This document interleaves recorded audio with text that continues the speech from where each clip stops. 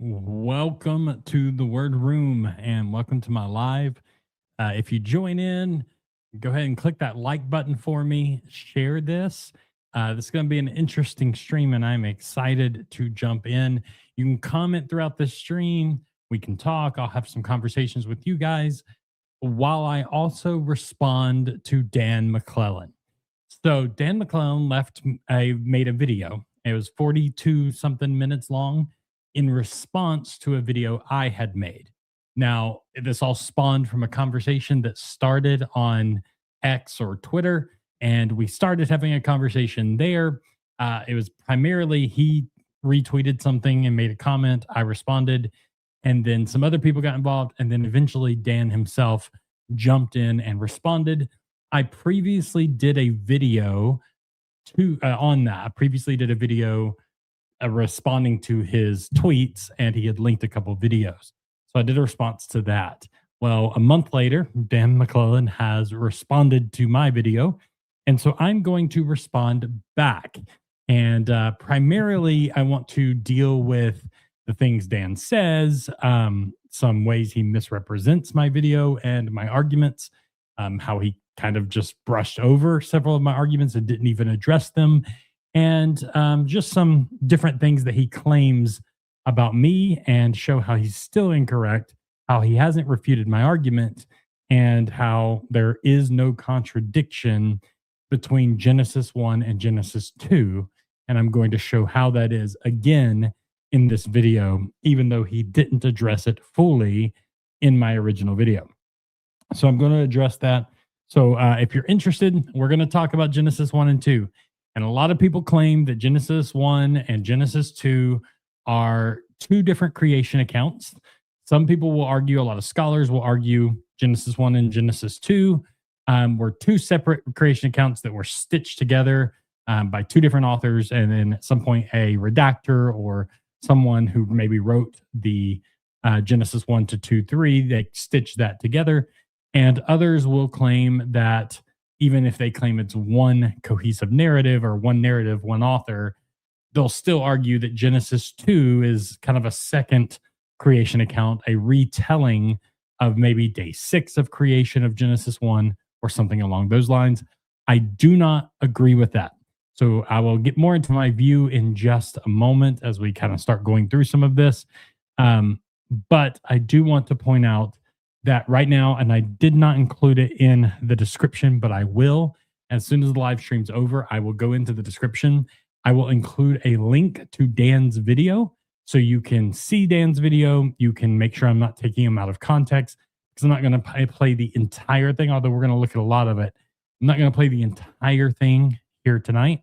So I don't want you to think I'm taking him out of context as he did me. And he didn't include a link to my video in his description, but I will put a link to his video in my description so that way you can see it. Make sure I'm not taking him out of context or treating what he is saying unfairly. And so I'll put that down in the link. I'm also going to leave a link in the description after to my series on Genesis 1 through 3. So if this context of whether Genesis and 1 and 2 are telling the same story, what is Genesis 1 and 2 actually about? I have an entire playlist dealing with Genesis 1 through 3. I will link that down in the description below as well, but I'll do that after the live stream is over. So tonight we're going to get into his video. It's going to be quite some time here, so I don't want to go too long in any kind of intro. I want to jump right in to the topic. But I do want to point out, if you're watching this, catching this tonight, this Sunday, which today is the 27th, so it'd be the 29th, Sunday, March 29th, my next regular long form video will be coming out, and it is on Daniel's 70 weeks and what that prophecy and what that story in Daniel is actually about. A lot of people misunderstand that passage. So if you're interested in that, that will be coming out Sunday. So click the subscribe button if you haven't already, and click that notification bell so you don't miss those upcoming videos or anytime I go live like tonight. Like I said, I will engage with your comments. So if you want to comment down below as you're watching, and just let me know, where you're watching from, tell me a little bit about yourself. If you're some of my regular viewers, thank you for being here again. And if you're someone who I haven't really engaged with, let me know down in the comments. I'd love to talk to you. So we're going to jump into this video. Now, I'm going to play some just different clips just to get us started. Dan's video is a video called An Attempt to Harmonize the Creation Accounts. And he posted this 4 days ago at the time of this live stream. So 4 days ago. And he makes, again, it's a 42-minute video, which is one of the longer videos where he dives a lot into scholarship, which I think is great. But he's wrong and doesn't actually address my argument. So let's jump into his video and start this off. I need to share my screen here. And let's see.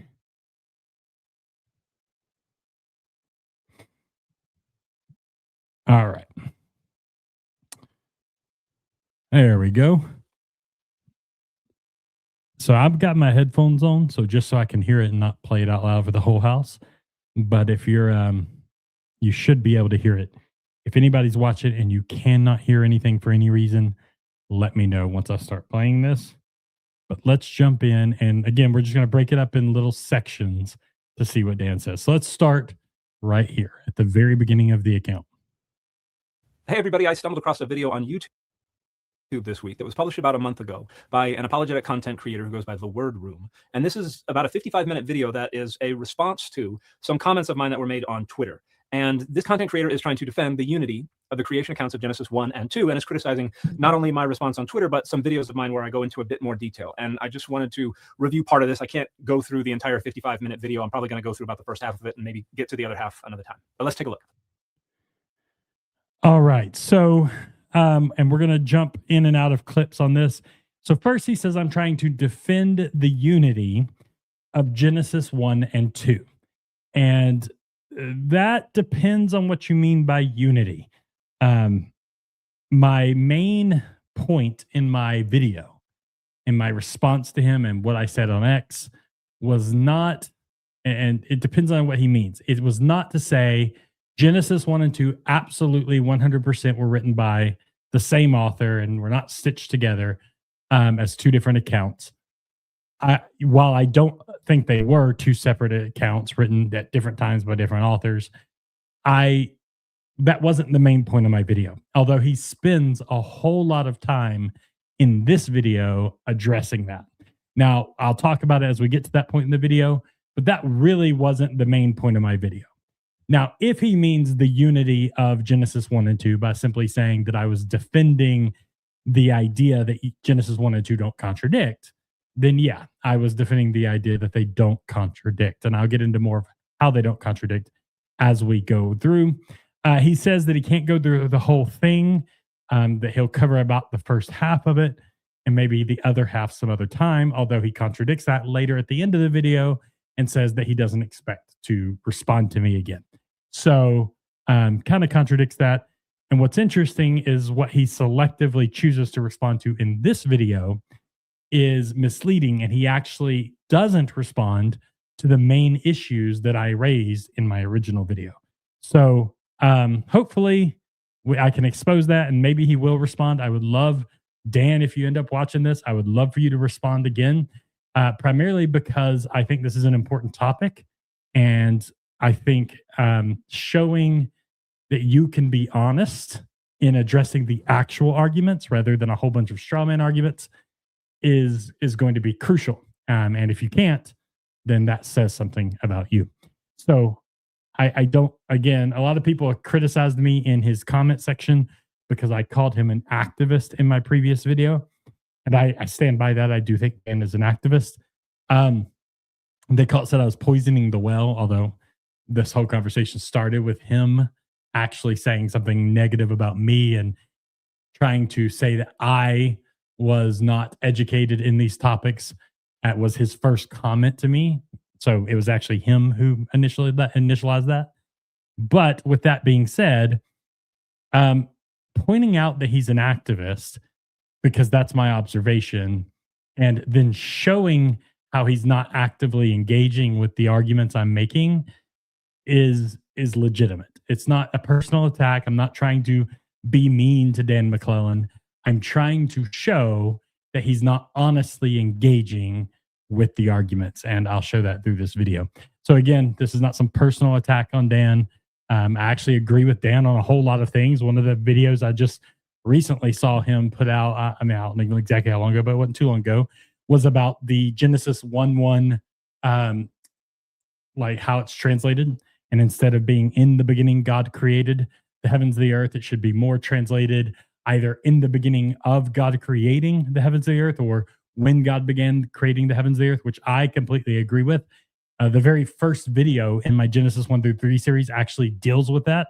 So there's a lot of things Dan says that is right, that I agree with. And this is not some personal attack on Dan, but I do think Dan isn't, while he is a scholar, he doesn't present on his social media a balanced view of the scholarship. I also think he intentionally misrepresents arguments against him on his social media. And that's what I'm trying to address in this video. So again, we're going to jump back into the next clip here, kind of show how this whole thing got started and how he responds to me. And then we will dive in. Like I said, I'm not showing the whole video, so I will be jumping around. So the next clip is about 1:15 in to what he says. So let's jump in about right here. And we're going to dig in to see if he's actually correct. Now, here's the conversation. Dan retweeted Answers in Genesis where they said if a claim contradicts the Bible, it is a false claim. And Dan said that puts us in a bit of a pickle because the Bible contradicts the Bible numerous times. Now, I responded with a simple, no, it doesn't. And someone else responded, it doesn't make it past the first 2 chapters, Genesis 1 and 2, before it contradicts itself, citizen. And that's where the conversation really dived into Genesis. So the next almost 5 minutes of this video is actually just reviewing things that this content creator said to another person on Twitter. So I'm going to skip ahead to a part where they make the meat of their initial claim before we get to the responses to my videos. By the way, you'll notice I do have this on a higher speed instead of regular speed, just to help with the live, to make sure there's not a lot of time of just watching clips, that it goes a little bit faster. But here, I kind of give the context of how this conversation started, and then he skips some.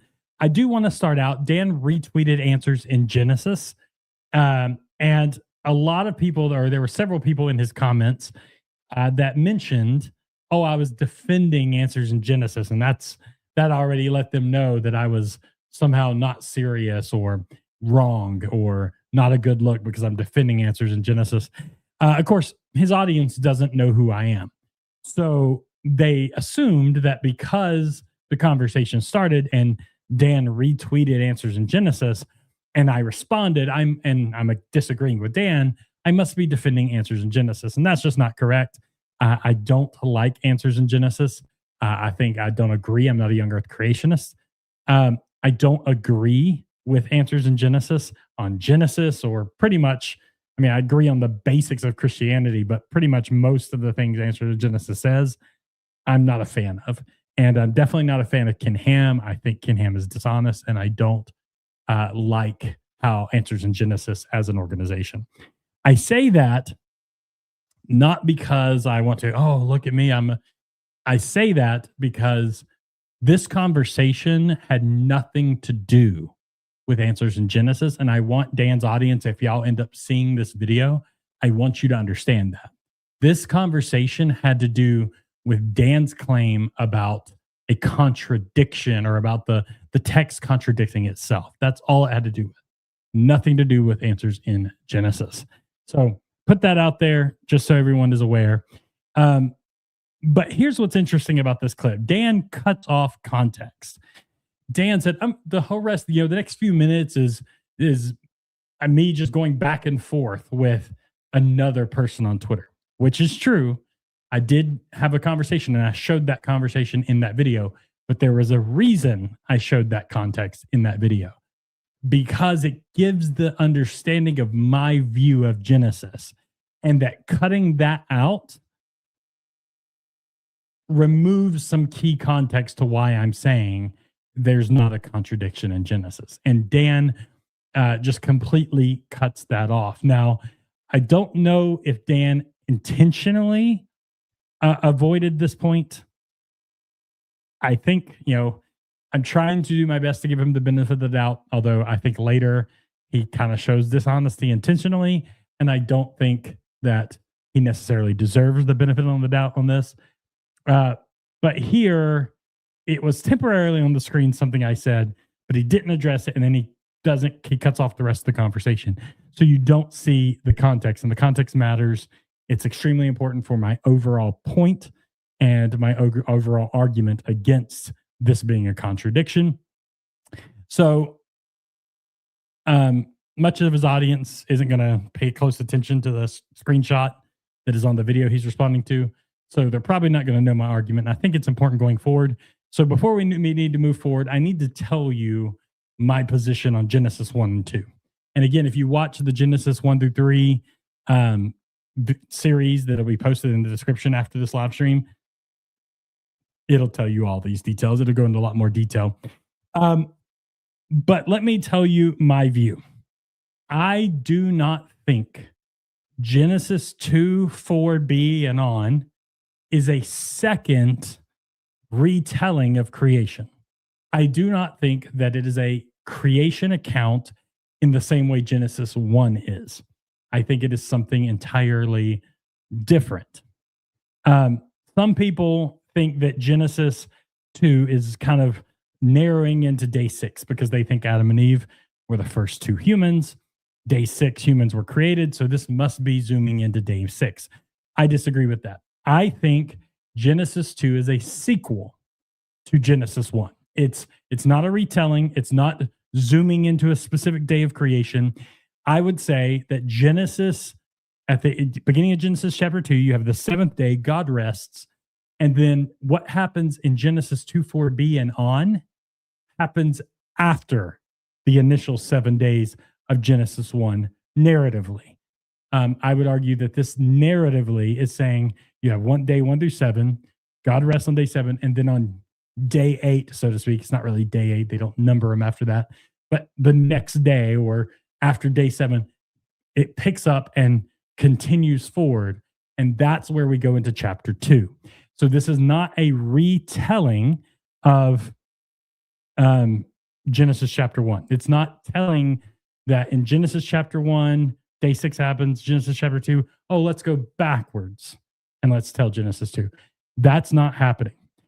Now, Dan will no doubt say that goes against the consensus of scholarship, and he's right about that. I will say that this view where I'm saying Genesis 2 is a sequel and it's happening after the events of day 1, or excuse me, after the events of chapter 1, that is not a majority consensus position. But the question is not what's the consensus position. That's important to know. It's important to know what the consensus position is from scholars and why it's the consensus position. But if we never challenge consensus, we never grow.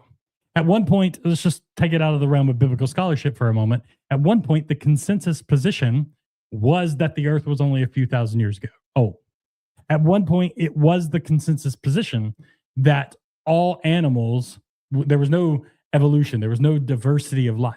At one point, it was the consensus position that the earth was the center of the universe.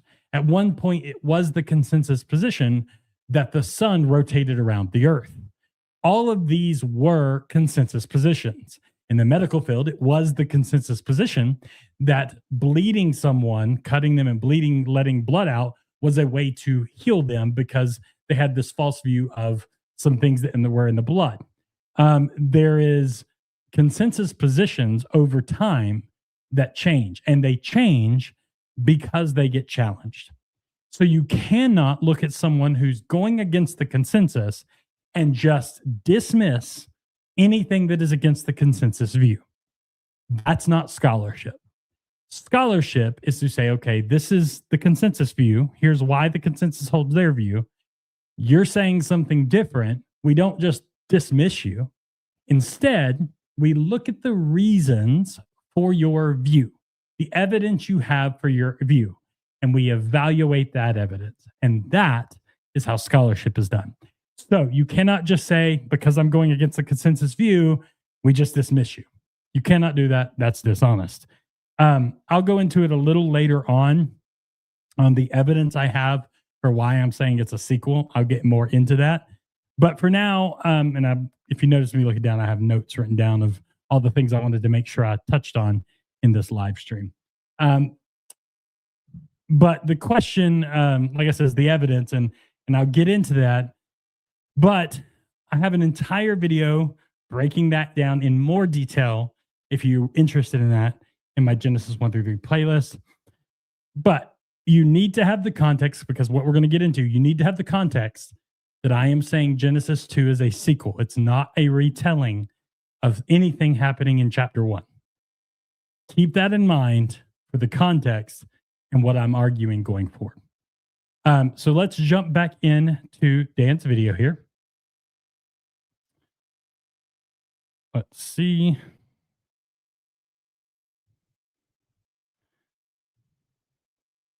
I think because he shows some things on the screen, I'm going to make this a little bigger. There we go, right here.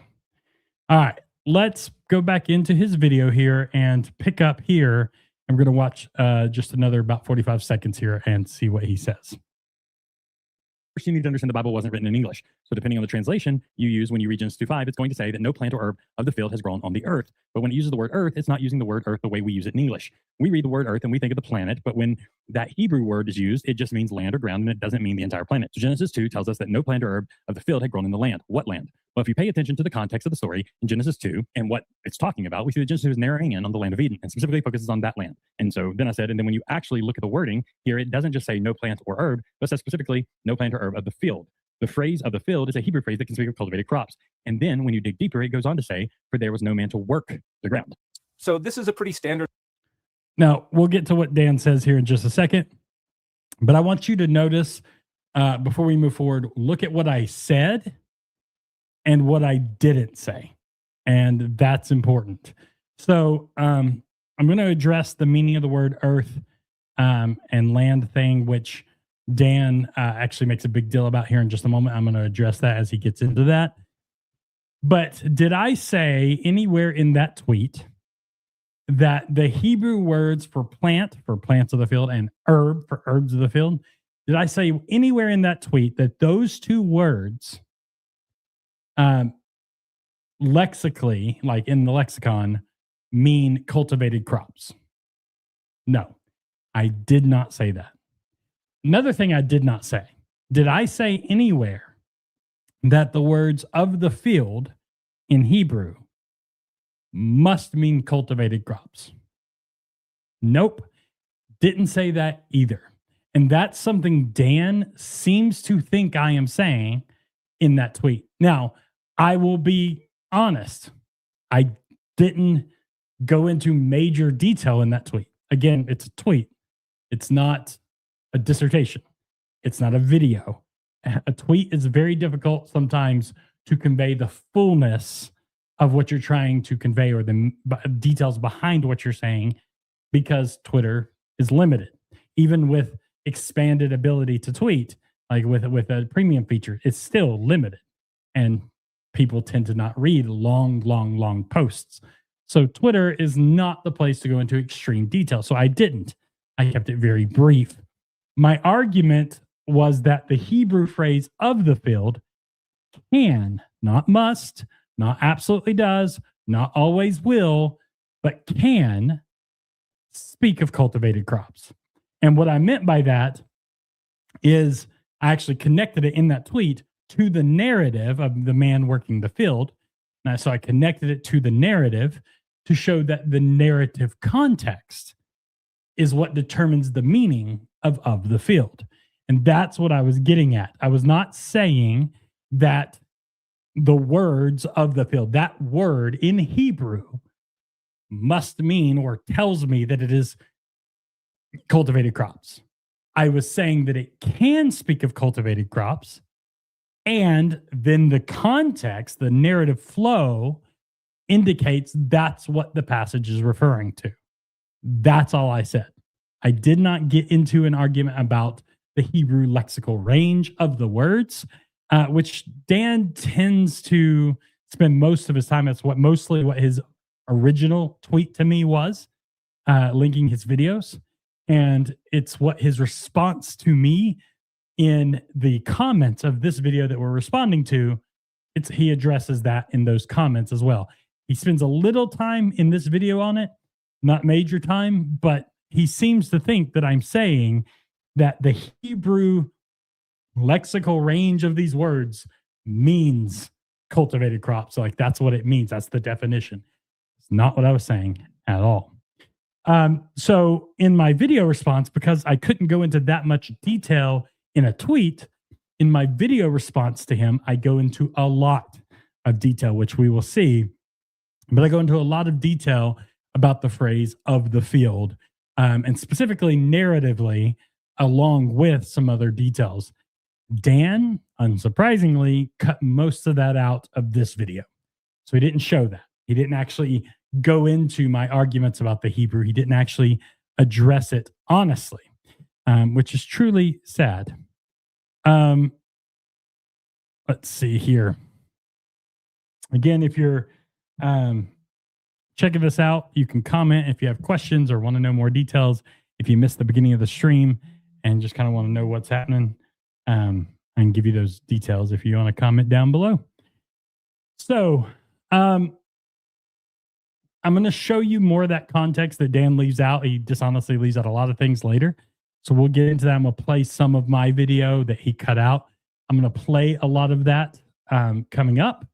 But my only point right now is that this tweet was not about the lexical ranges of the Hebrew words. That wasn't what my tweet was about. The tweet, the argument, and specifically most of what I talk about in my video is about the narrative scope, not linguistics. But Dan tries to make it sound like he accomplished something here because he talked about the lexical range. And you'll see later that when I address that, he dishonestly makes it look like, oh, I just agreed with him on the Hebrew, didn't know the Hebrew that well, so I just kind of agreed with him and skipped over it and moved on to something else, which is untrue. And we'll get to that here in just a few. But let's go ahead and look at what he says in response to that tweet and what I just said. Apologetic approach to trying to unify the two different creation accounts of Genesis 1 and 2. And the idea is to suggest that the creation account of Genesis 2 is either temporally focusing in on day 6 or spatially focusing in on the Garden of Eden. And this doesn't work for... Now, I'll address why he claims that doesn't work in just a moment. Technically, and this is important, technically, spatially focusing in on the land of Eden, I would agree that the text is beginning to move and textually focus in on the land of Eden, not necessarily the Garden of Eden. He mentions the Garden of Eden here, but it's technically the land of Eden, not just the garden. But also remember what my position is that he cut out of this video. He mentions like focusing in on day 6. Well, that's not my position. He's responding to me, but that's not my position. But he cut out the part of the video where I show clearly that saying this is a recapitulation of day 6 or anything like that. He cut that out of his video and then here says, well, it's a common approach to say it's a, focusing in or narrowing in on day 6 or spatially on the Garden of Eden. So he throws the or spatially, but he just completely cuts out my actual position that goes against the saying it's a recapitulation of day 6. And then he says that here, his audience doesn't have access to my video unless they go search for it, which he knows most of them won't do. So he is intentionally responding to me, but misrepresenting my position and linking me to other apologists who would hold to it being a recapitulation of day 6 and trying to lump us all together, even though he knows that's not my position. And that's, again, dishonesty on his part. And it's an attempt to try to lump me into groups like Answers in Genesis and groups like people who would argue that. And he's trying to lump me in to make me seem less knowledgeable and educated and just kind of one of those other apologists. And he's attempting to do that for his audience. And again, it's dishonest. Now, again, my position is Genesis 2 is a sequel. It's not a retelling of Genesis 1. Dan frames this in such a way, like I'm arguing that this is not a contradiction simply because it's focused in on one area. But that's not what I'm arguing. Although being focused in on one area is important to the text, my argument is that this is happening after Genesis chapter 1. For these two things to contradict, they would need to be telling the same story and contradicting each other. But if it's something that's occurring after the events of Genesis 1, then this is something else altogether. Now, you can question, how is this happening again? Did something happen between Genesis chapter 1 and Genesis chapter 2? Did something happen where animals needed to be recreated? You can have those type of questions and we can deal with those. But to claim it is a contradiction because it's opposite of what was in Genesis 1, well, it's not retelling what happened in Genesis 1 from my view. So for him to dishonestly cut that out and make it appear that I'm arguing that it's just spatially focused in on one area, and that's my entire reason for saying it's not a contradiction, that's dishonest and it's wrong. And so I will again show my position and detail and show clips from my video that he cut out. We will get to that. But now he's going to claim that this doesn't work, that was spatially focusing in on Eden doesn't work. And I'm going to play that for you real quick to show you why he's claiming that. For a number of reasons, but this response really only engages with one part of it, and it asserts something that is just not true. And particularly this paragraph here, we read the word earth and we think of the planet, but when that Hebrew word is used, it just means land or ground, and it doesn't mean the entire planet. This is only half true. So he says, we're going to see what he says, why he says it's half true. But I want to point out, he says that it doesn't work for a number of reasons, but my response only deals with part of it.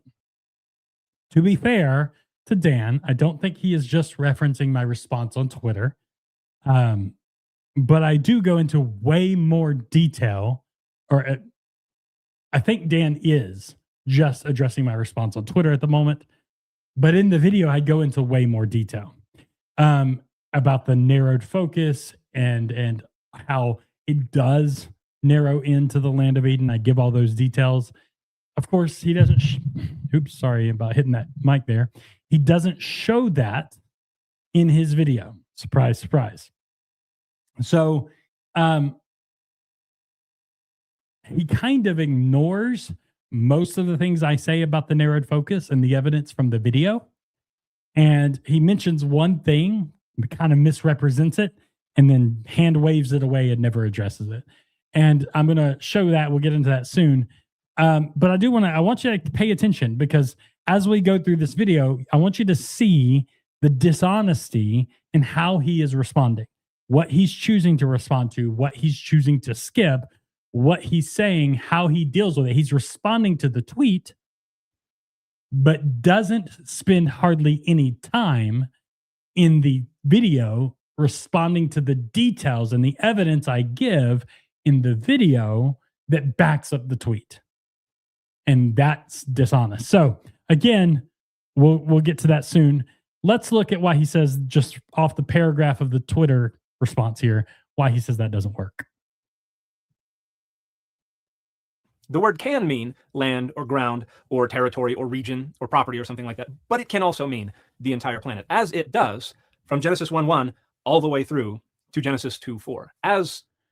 Now he says it can mean land. It can mean that the word eretz, the word for earth, can mean land. It can mean region. It can mean country. It can mean a localized area.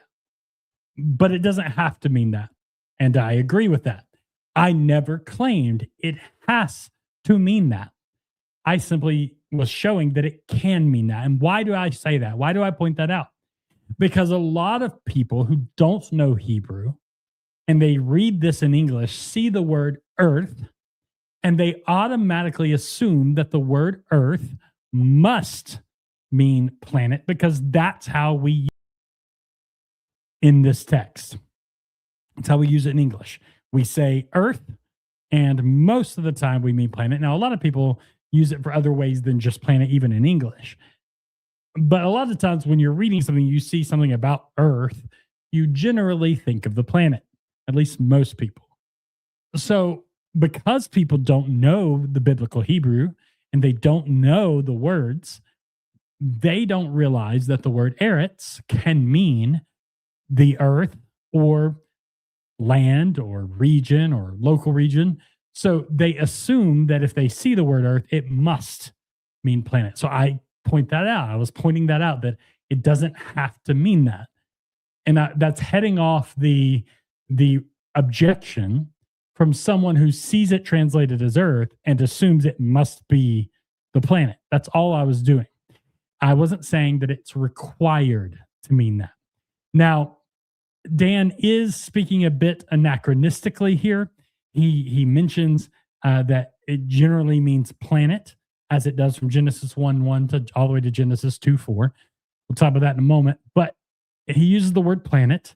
I do want to show, let's see if I can.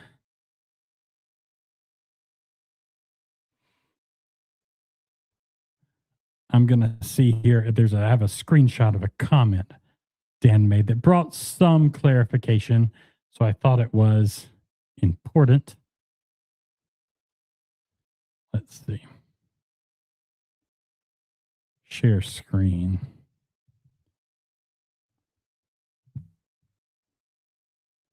Here we go. Let's see if you can see that. Yeah. So this is just a screenshot of a comment when someone called him out and said that, planet they didn't have a concept of the planet like we have today. So clearly the word earth couldn't have meant planet like we're thinking of the planet Earth. And he responds, obviously, by planet, I'm referring to their concept of the entirety of dry land, which was a flat disk surrounded by water. So just to point out, when he says planet in this video, what he's actually referring to is just the dry land, the area of dry land that's surrounded by water. He's thinking of a flat earth. Now, I would disagree that everyone back then had a concept of a flat earth.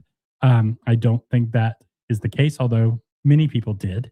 They didn't have the full concept of planets or the shape of the planets perfectly, although the idea of a round planet was much more, it wasn't out of their range, and there were people of that time who had that view. But he says they had the entirety of the dry land, which was a flat disk surrounded by water. Now, I disagree a little bit here with his view. In his view here, he thinks the planet Earth is just the dry land completely surrounded by water. I wouldn't argue that. I wouldn't think that they had that view. The dry land, they knew about rivers and lakes and big bodies of water.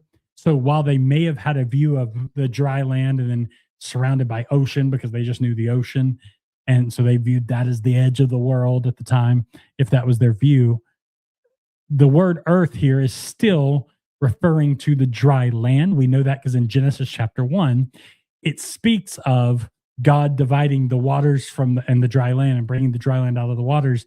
And he calls the dry land earth, eretz, and he calls the water, he calls seas. So there's this division, and the dry land, eretz, is speaking of the ground. They knew they wouldn't call the rivers or the big bodies of water, the lakes, they wouldn't call that eretz. And yet that would be in the planet. So I would argue that there's a little bit more nuance to how this word eretz is being used in Genesis chapter 1 than Dan's probably giving it credit for. But that's really irrelevant because how it's being used from 1:1 to 2:4 isn't necessarily how it's used in every other place going forward in chapter 2. And I'll explain that in a moment.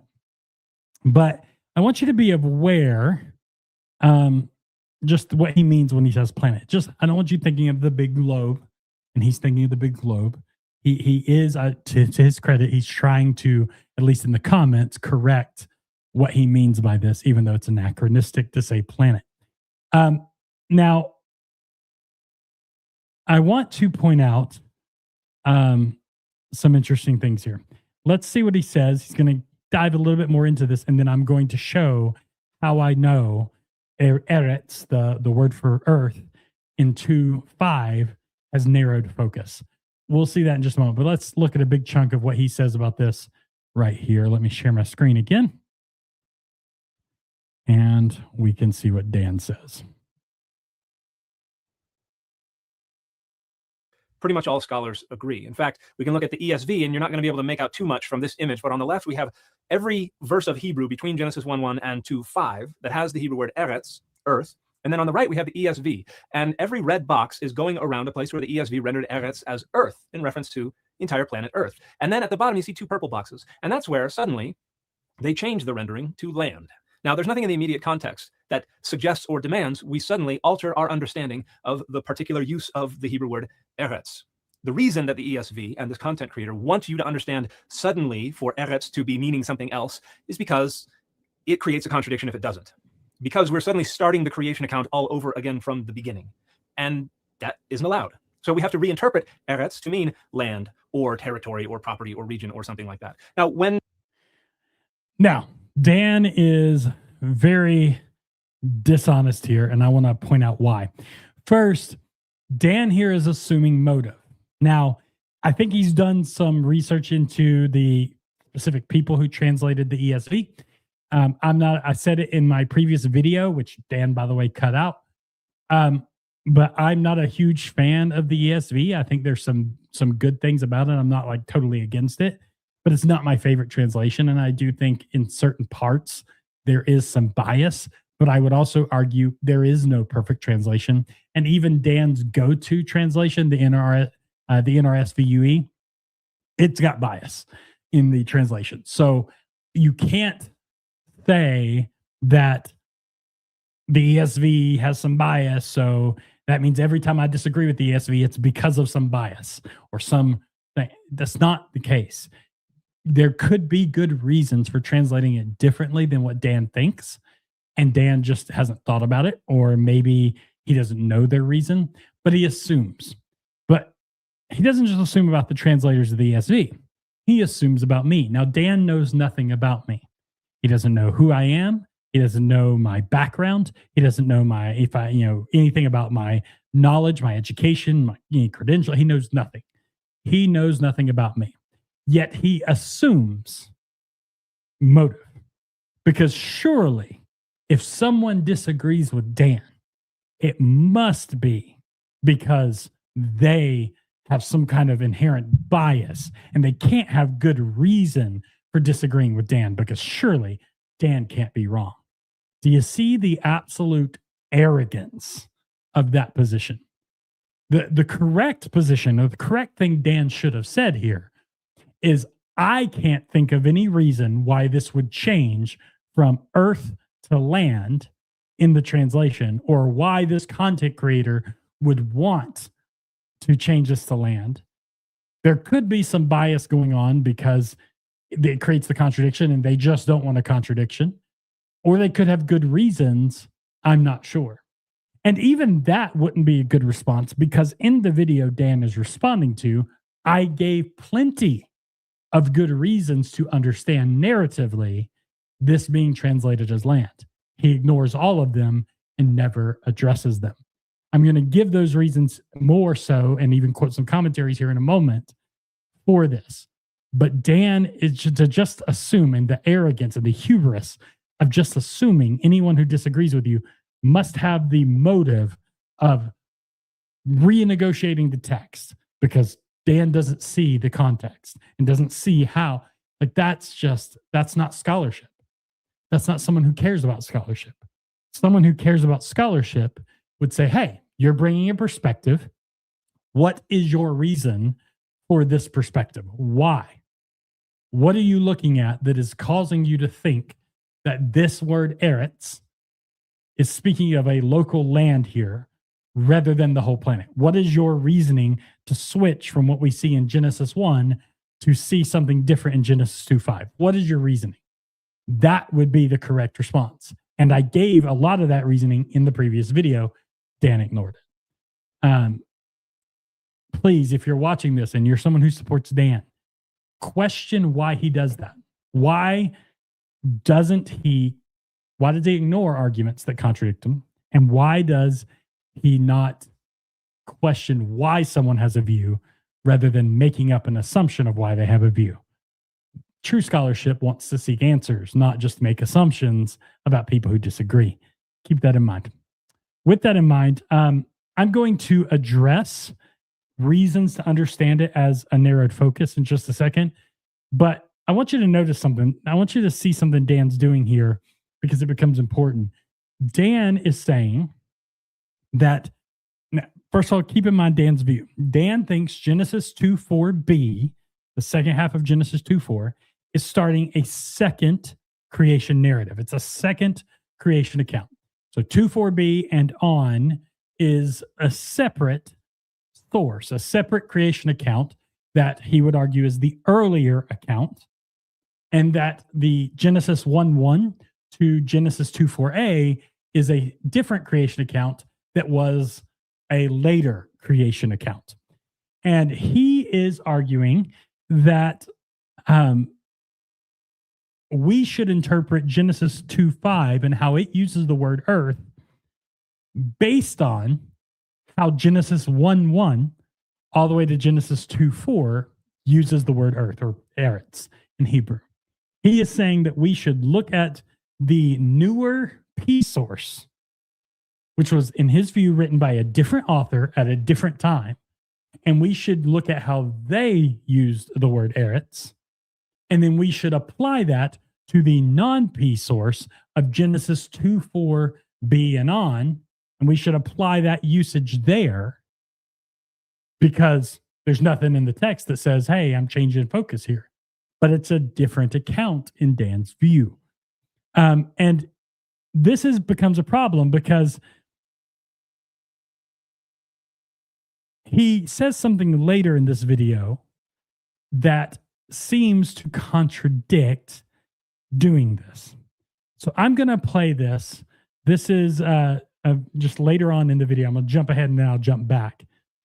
But he's talking about in chapter 2, verse 19, it talks about God formed the animals or the beasts of the field and the birds of the air. And it says God formed them. And he's arguing that some people will try to translate God had formed them to something he did in the past, way in the past, that now it's just mentioning, but it's not happening at this point in chapter 2. And that's called the pluperfect, the had formed, the previously. In English, that's called the pluperfect. And he is going to argue that it's not legitimate to read it that way. And here's why he argues that. Let's look. Let me go back to my screen here. And I want you to see this and how he argues this. So this is, we're jumping ahead here. We'll come back. So listen to this. Garden of Eden. And this is where you have translations like the ESV, like the LSB, like the NIV that decide they're just going to arbitrarily change the Wayik-Tol at the beginning of Genesis 2:19 and understand it as a pluperfect and say, now the Lord God had formed every animal of the field from the dust of the earth and every bird of the sky. That way, the actual creation of those things is placed before all the events that are being narrated in Genesis 2. However, the Wayik-Tol is not how you form a pluperfect. It only happens when close literary context demands it. And in Genesis 2:19, there is no such close literary context. The academic cases that have been made for reading it as a pluperfect require you understand Genesis 1 to be the close literary context. In other words, it's pretty circular reasoning. You already have to imagine that Genesis 1 was written by the same authors as Genesis 2 in order for the argument to work. And it just doesn't work. Genesis 2:19 is not beginning with a pluperfect verb. But now, he gives a couple of reasons here and a couple of things, but his main argument is that it's circular. Because he's saying that in order to read this as pluperfect, there needs to be close literary context. And the only close literary context is Genesis chapter 1, where it already talks about him creating the animals and the birds. So he's saying to read this as pluperfect is to assume that Genesis 1 and Genesis 2 had the same author. And you have to assume that first, and then claim that Genesis 1 is your close literary context. Now, we'll address this argument later, but I want you to notice what he's doing.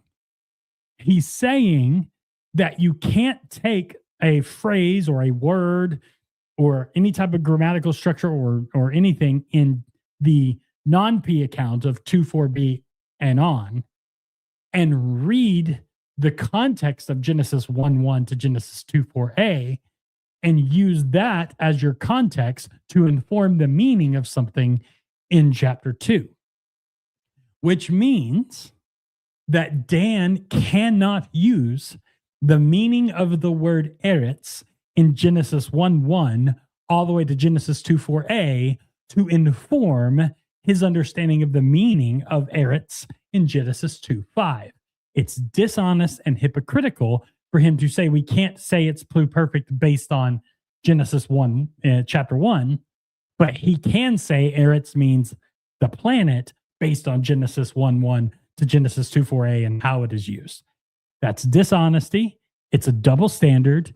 He's violating his own standard. And so, according to his own standard, his argument about pluperfect doesn't work. Now, we'll argue and talk about the pluperfect of that later. But I just want you to see Dan's double standard. I want you to see how Dan operates here. He has a standard for those he disagrees with that he can argue against. And then when it comes to his arguments, he will slip into the very same thing he criticizes others of doing. He will do it because it's fine when it's his arguments. See that double standard? Again, I'm not trying to, I know this sounds like I'm saying, look, he's dishonest, look, he's this. And I do believe he's dishonest, but this isn't a bash Dan thing. Instead, this video is to show the scholarship and to show how this claim from certain biblical scholars who, in my opinion, aren't actually interested in the truth, but have a bias, which I think Dan does. I think because of that, he misrepresents arguments that disagree with him. He doesn't honestly deal with them. And he has double standards, all to maintain his position. And I think that creates problems.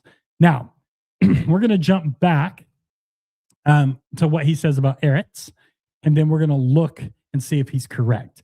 If there's nothing in the context that should tell us that eretz here is speaking of a localized land. So let's jump back here, and we're going to go backwards on the video in time because we jumped ahead. And let's go here, and let's hear what the rest of what he has to say.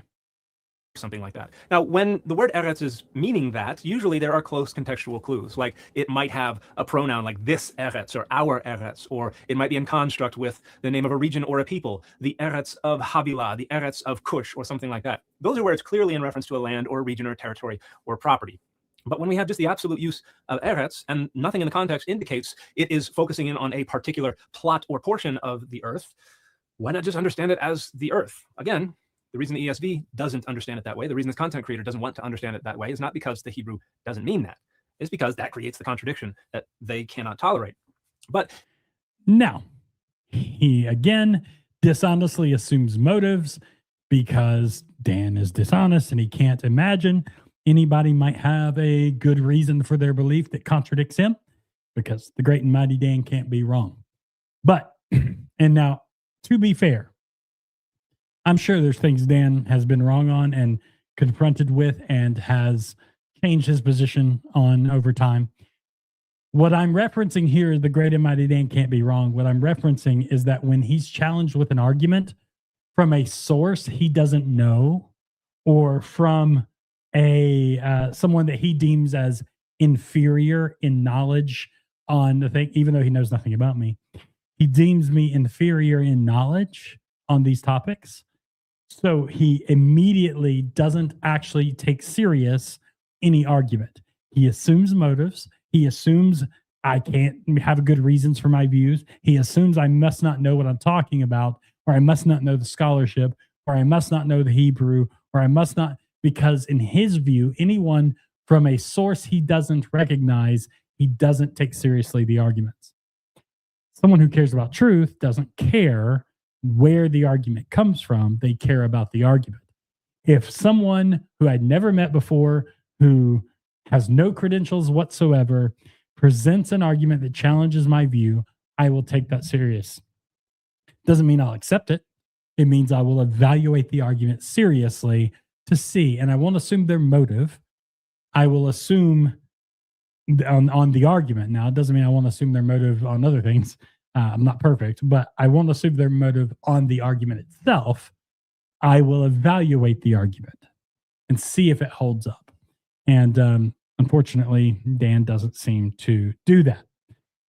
So the question then is, does eretz always need to be qualified with a pronoun like this is my land or your land or this land? Or does it need to be in the construct with a state or a people like the land of Havilah like he gives or the land of Israel? Does it have to have that contract, land of whatever, in order for it to be used as land? Is it accurate to assume that because the word eretz isn't in that construct or doesn't have the pronoun, that it's just talking about the whole planet? Is that accurate? Well, let's look at examples and see if that's the case. So I am going to share my screen again, but this time I'm going to share a screen with the Bible on it. I'm going to use the NRSVU. Try to make it as easy to read as possible. So I'll have to scroll over. Maybe I can make it. I think that's the best I can do to get it all on the screen. But NRSVUE, which is the New Revised Standard Version Updated Edition, which is probably one of the versions that most scholars would use. So let's look at some passages. So first, we're going to look at Exodus 9:33. Exodus 9:33. So in Exodus 9:33, we see, and it's all the way down here at the bottom. So Moses left Pharaoh, went out of the city, and stretched out his hand to the Lord. Then the thunder and the hail ceased, and the rain no longer poured down on the earth. So the rain no longer poured down on the earth. This word earth is eretz. Same word that is translated land or earth in Genesis 1:1 and, or excuse me, in Genesis 1 and Genesis 2. Earth, eretz. Now, it says rain no longer poured down on earth. What is the context? What is being talked about here? Moses stretched out his hand, and the thunder and hail ceased, and the rain no longer poured down on the earth. This is in relation to the hail and stuff falling in the city or in the nation of Egypt during the 10 plagues. And when it says the rain no longer poured down on the earth, it is referring to the storm, the rain and the hail in the land of Egypt stopping. It is not saying that there was no rain anywhere on the entire planet. It is specifically focused on the land of Egypt. But notice the word here, no, it was no longer poured down on the earth. It doesn't have a qualifier. It doesn't say on the eretz of Egypt. It doesn't say on the, or on my eretz or this eretz or anything like that. Just the earth, the eretz. The context tells us that it is speaking of a local land. So we see here with this verse that eretz does not have to be directly qualified with a specific pronoun or be in the construct state and can still be speaking of a local land. It doesn't have to be qualified in a construct state or with a specific pronoun. Let's look at another example. Jeremiah chapter 34. Jeremiah chapter 34. And let's just look at verse 1 right here at the beginning. So Jeremiah 34. The word that came to Jeremiah from the Lord when King Nebuchadnezzar of Babylon and all his army and all the kingdoms of the earth and all the peoples under his dominion were fighting against Jerusalem and all its cities. All the kingdoms of the earth. Is that every single kingdom, every single people group? The people in China came and fought against Jerusalem? No. This is not talking about all the kingdoms on the literal planet. It is talking about all of the kingdoms in the region or land that King Nebuchadnezzar controlled. That's what it's talking about. And it does mention all the peoples under his dominion, but that's separate from kingdoms of the earth. But that is part of the context. Notice that's not a direct qualifier to the word eretz, but it is a part of the context. So again, we see that you don't have to have a direct qualifier for the word eretz to mean something besides whole earth, like the actual literal planet. You can also have something just within the general context that gives you that clue. I got a couple more, just for the fun of it, just so Dan can't come back and say, oh, those examples don't really work. We're going to look at several here. All right, so we looked at Jeremiah 34. Let's look at 2 Chronicles 36. 2 Chronicles 36. And let's look at verse 23. It's down here at the bottom.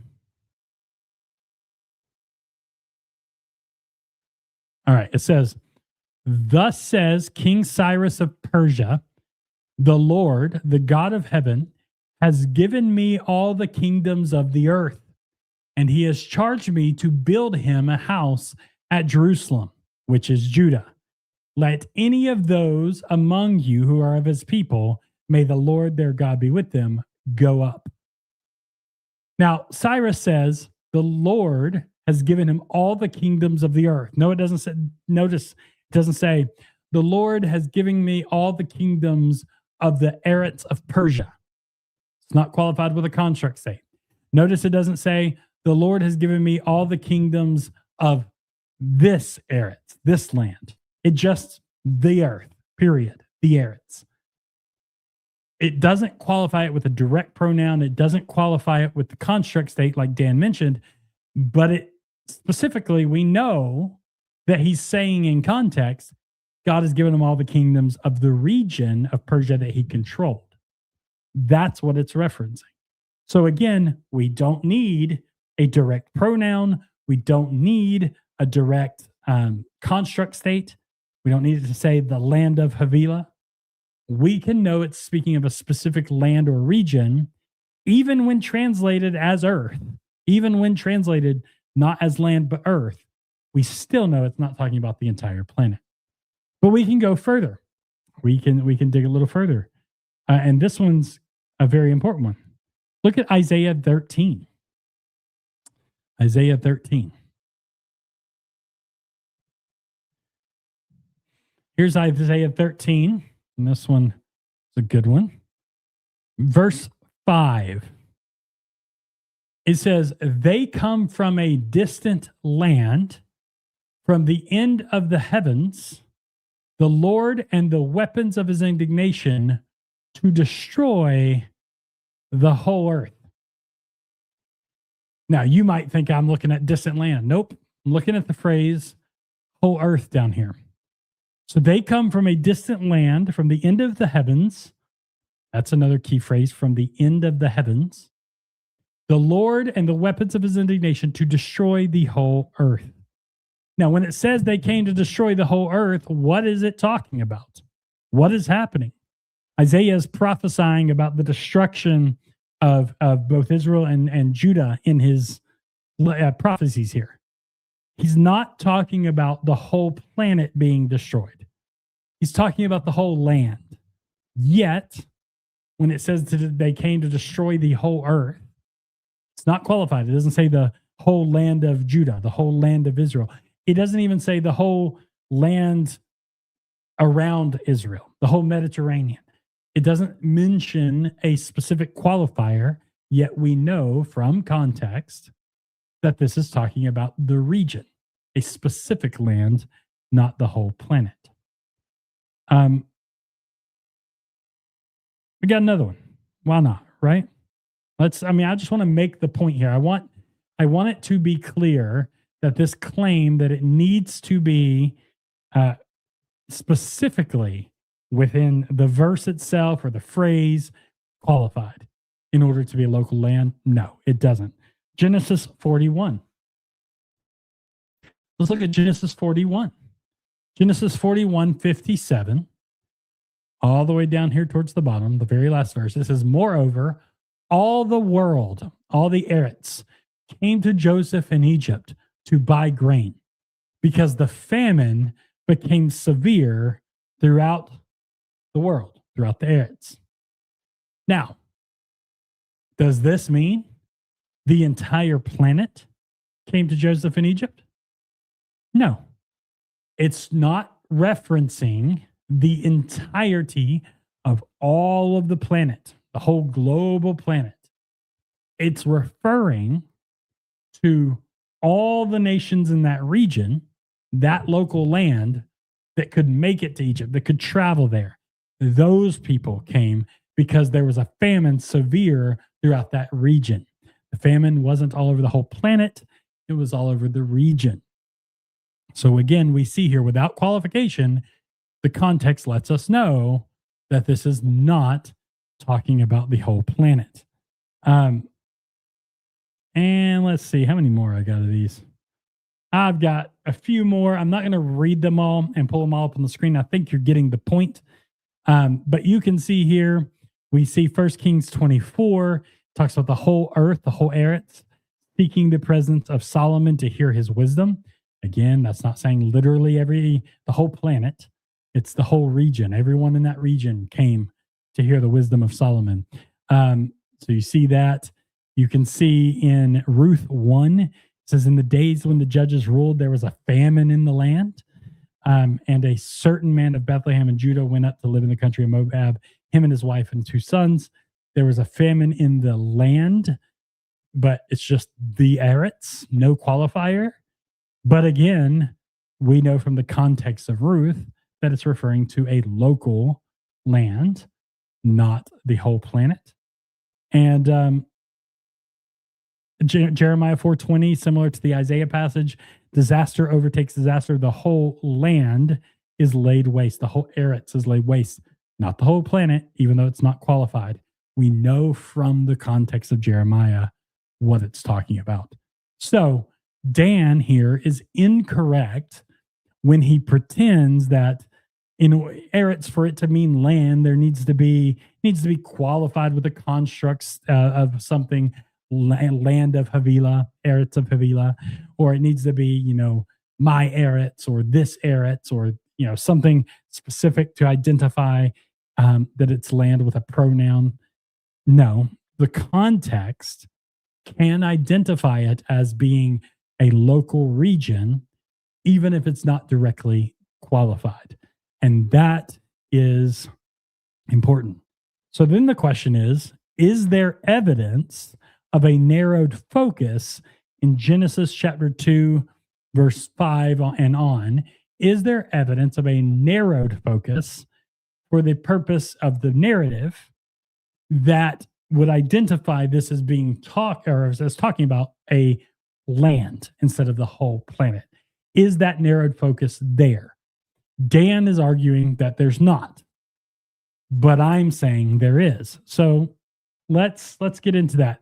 Before I give you the details where I showed this in my previous video already that Dan ignored, let's look at some commentaries. And I'm going to read a couple of commentaries. The first one is a commentary that Dan actually quotes in his video, later in his video. It's by Jan Christian Gertz. Let me pull that up here. Stop sharing so I can reshare this.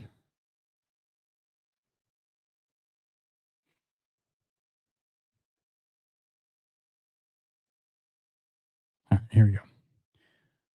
So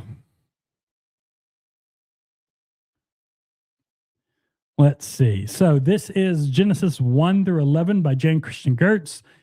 the historical commentary on the Old Testament, specifically focusing on Genesis 1 through 11. Dan quotes this in his video.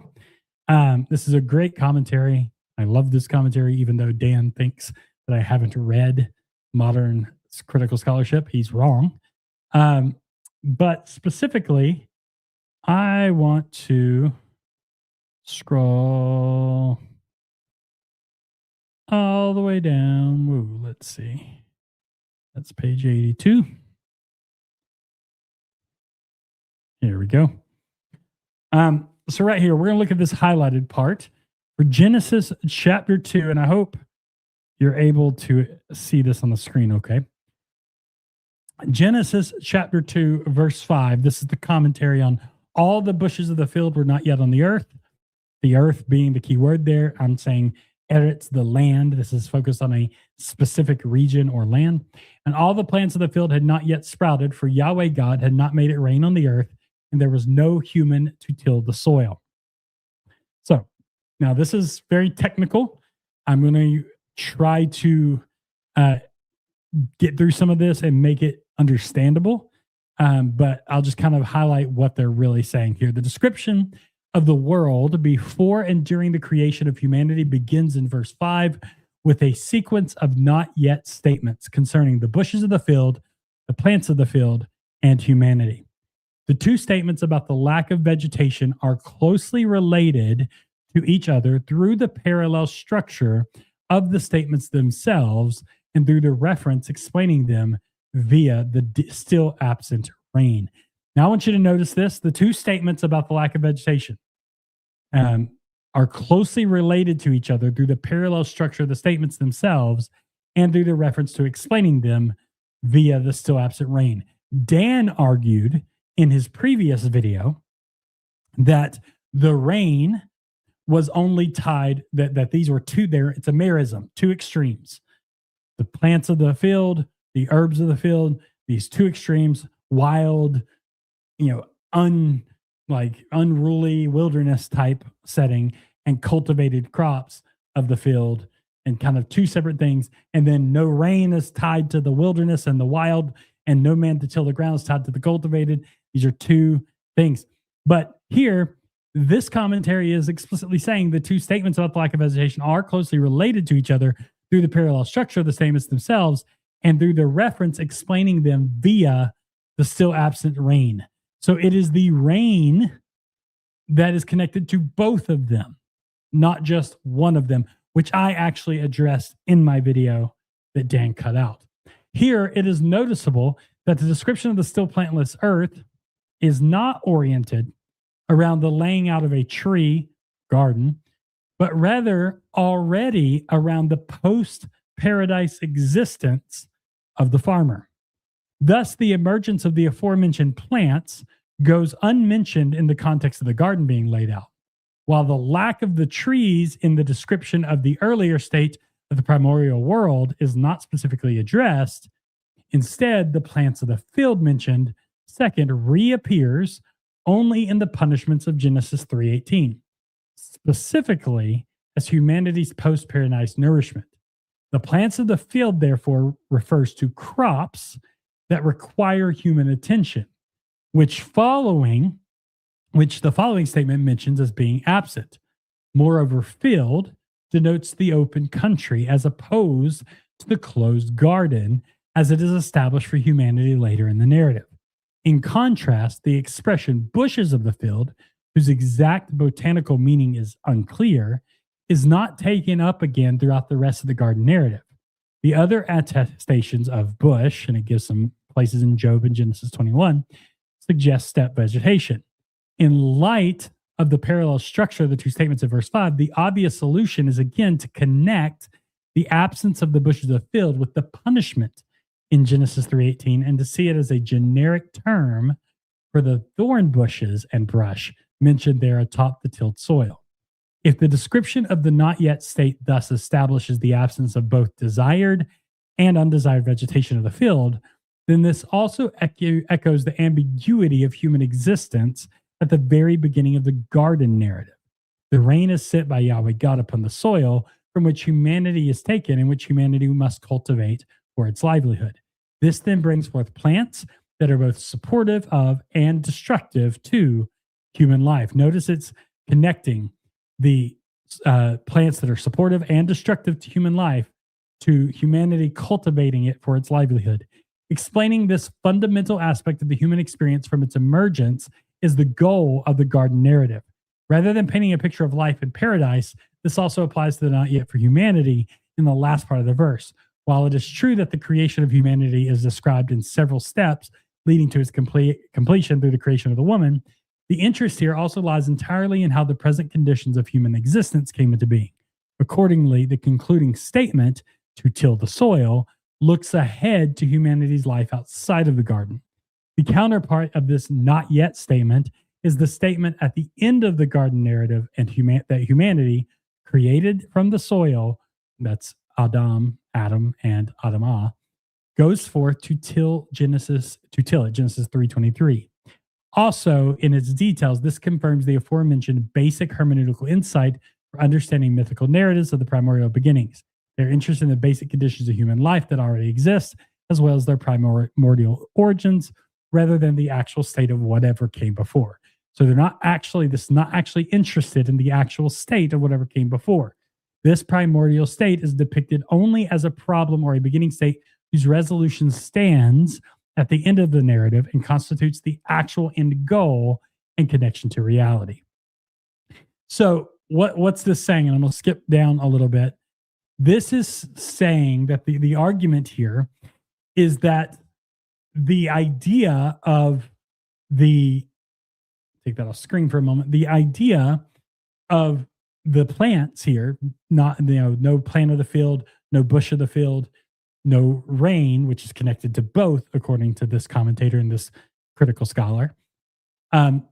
It's showing the idea that this in the narrative is connected to what happens after the Garden of Eden.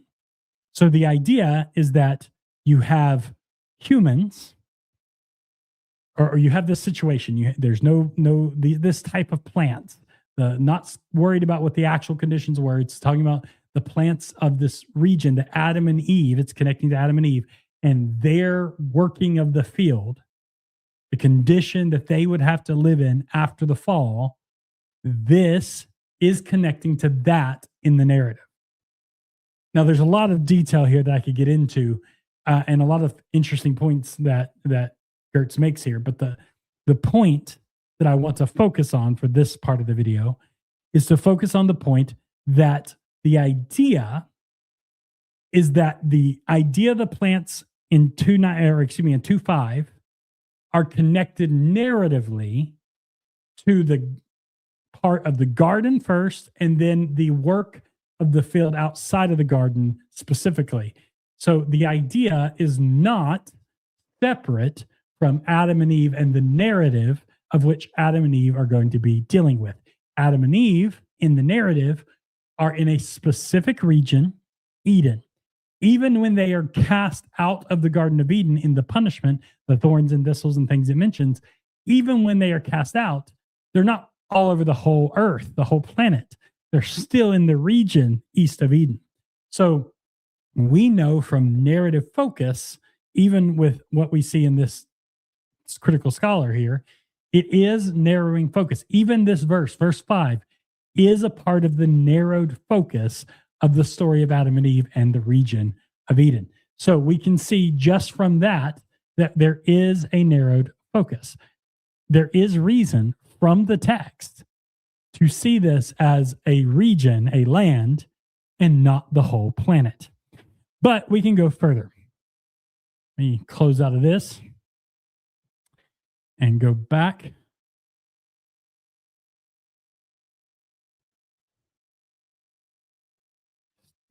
Stop sharing here so I can get rid of that. All right. So Kenneth Matthews. I have a commentary here from Kenneth Matthews that I want to look at. Let me get to the page and then I'll share it. And this is another biblical scholar. Okay. So let me share my screen again.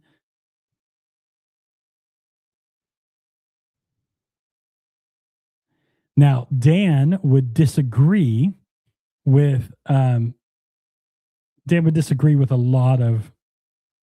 He would respect. I would think he would respect the scholarship of Kenneth Matthews, but wouldn't necessarily agree with him on all of his views related to source criticism.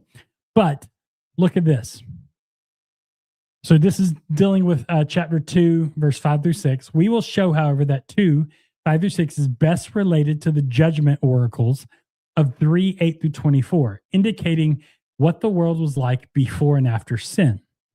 There is a certain ambiguity in the passage, whether it speaks of the entire earth or a portion, since the terms filled, sadeh, earth and land, eretz, and ground, adamah, are interchangeable in the Old Testament usage. Field can refer to the open fields as a wilderness home for the beasts, which you can see in 2:19 through 20, 3:1, 1:4, 25-29, pasture land, 29:2, 30:16, and or cultivated land, 37:7 and 47:24. Hebrew eretz may be rendered earth in the universal sense or land in the sense of a tract or land of country, as it is commonly is in Genesis.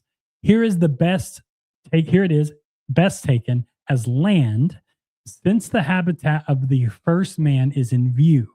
So what's in view? The habitat of the first man. Ground often has to do with the soil, which is cultivated by human enterprise. And it is the same material substance of which both man and beast are made in 2:7 and 19. Verse 5 plays on the words ground and man, indicating the Adamah, ground, needs Adam, man, to produce a robust harvest. Also, verse 7. Yet ultimately, it is God, not man, who provides the garden in verse 8 and brings life from the ground in verse 9. Then he mentions the Toledot, which we will talk about later. And then he says right here, Genesis 2, 5 through 7 is best understood in light of 3, 8 through 24, which describes the consequences of sin. This is shown by the language of 2, 5 through 6, which anticipates what happens to the land because of Adam's sin, 3, 18, and 23. When viewed in this way, we find that the shrub and plant of 2:5 are not the same as the vegetation of 1:11 through 12. Plant Asev of the field describes the diet of man, which he eats only after the sweat of his labor, 3:18 through 19, after his garden sin, whereas seed-bearing plants, as they are found in the creation narrative, were provided by God for human and animal consumption. These plants reproduce themselves by seed alone, but plants, spoken of in 2:5, requires human cultivation to produce the grains necessary for edible food. It is by such cultivation that fallen man will eat his food, 3:19. The shrub, of the field is a desert shrub large enough to shield Hagar's teenage son and those seeking its protection. Since plant is best defined by its recurrence in the judgment oracle, shrub probably parallels Adam's thorns and thistles, which are the byproduct of God's curse on the ground. Thus, 2, 5 through 6 does not speak to the creation of overall vegetation, but to specific sorts of herbage in the world to follow. The language of cultivation, work the ground, anticipates the labor of Adam, first positively as the caretaker of Eden, but also negatively in 3:23, which describes the expulsion of man and woman from the garden. God prepared a land for the man, but in telling of his creation and the land in which he is placed, the text anticipates how the land will suffer from the effects of Adam's sin. Also required for the spreading of such plant life is rainfall, and then he gets into the rain. Now, I want to point out that this matches with the commentary that Dan quoted, where it talks about this paralleling, that these type of plants are not looking at like all the plants of the earth just in general. They are intentionally paralleling the plants and Adam toiling and working for his food, as well as the thorns and thistles that would then rise up in the field where he has to work to get his food, to make it hard on him to get his food. This is pointing to the curse and to the fall of Adam and Eve. And this is important. This narrows the focus. So if this is connecting, and there's a clear parallel here, if this is connecting, as these scholars argue, to the plants that it talks about with after the fall, excuse me, if this is paralleling those plants, then this is clearly focused on the region because it's focused on the narrative of Adam and Eve. It's focusing on the work they are doing. It's not talking about all the plants in the world. It's talking specifically about this type of plant. And as Jan Christian Gertz pointed out, the idea is that it's telling the story of how did life get to be the way it is, which is common in ancient Near Eastern literature. How did we end up with all these different languages? How did we end up with humanity being divided? How did we end up with all these different things? You can point all these different things in ancient Near Eastern literature. How it explains how did life end up the way it is? What's it talking about? Why is it so hard for agriculture where we have to fight the ground and there's thorns and thistles? Why? Well, Genesis 3 tells us. And this is connected to that. It's saying before all of that happened, before the earth was like that, before our lived experience in this region was like that, before we got to that point, this is what it was like. And it talks about the garden. So this is a narrowed focus in the text. It is intentionally a narrowed focus. And so to translate eretz as earth, to speak of the planet, wouldn't be correct here. That's why the ESV translate it as land in verse 5, and why I say that it is land. Not because I just have some bias and I want to remove contradiction. Not because I'm just trying to dishonestly deal with the text because I can't allow for contradiction. No, I'm saying that it is land because of the evidence that other scholars have pointed to, including scholars Dan would agree with, like the one he quoted. Those scholars point to this connection of this narrowing of focus, and that context, just like all those other verses I mentioned, the context tells us that the focus of eretz is a specific land, a specific region. It's narrowed in. So that's why we translate it as land. So Dan is dishonest when he lies and claims that we're just saying it's land because we want to avoid a contradiction. That's false. Now, I showed more about this idea of a narrowed focus in my original video that Dan cut out. So I'm going to play about a minute of that, a few different places in my original video, because I think it's important if any of his followers are watching this video to see my response. I want them to see what I originally said that Dan didn't show and didn't address. So let me share this. So here is my original video, and I'm going to go, where do I want to start? 25 minutes in. All right, so let's go.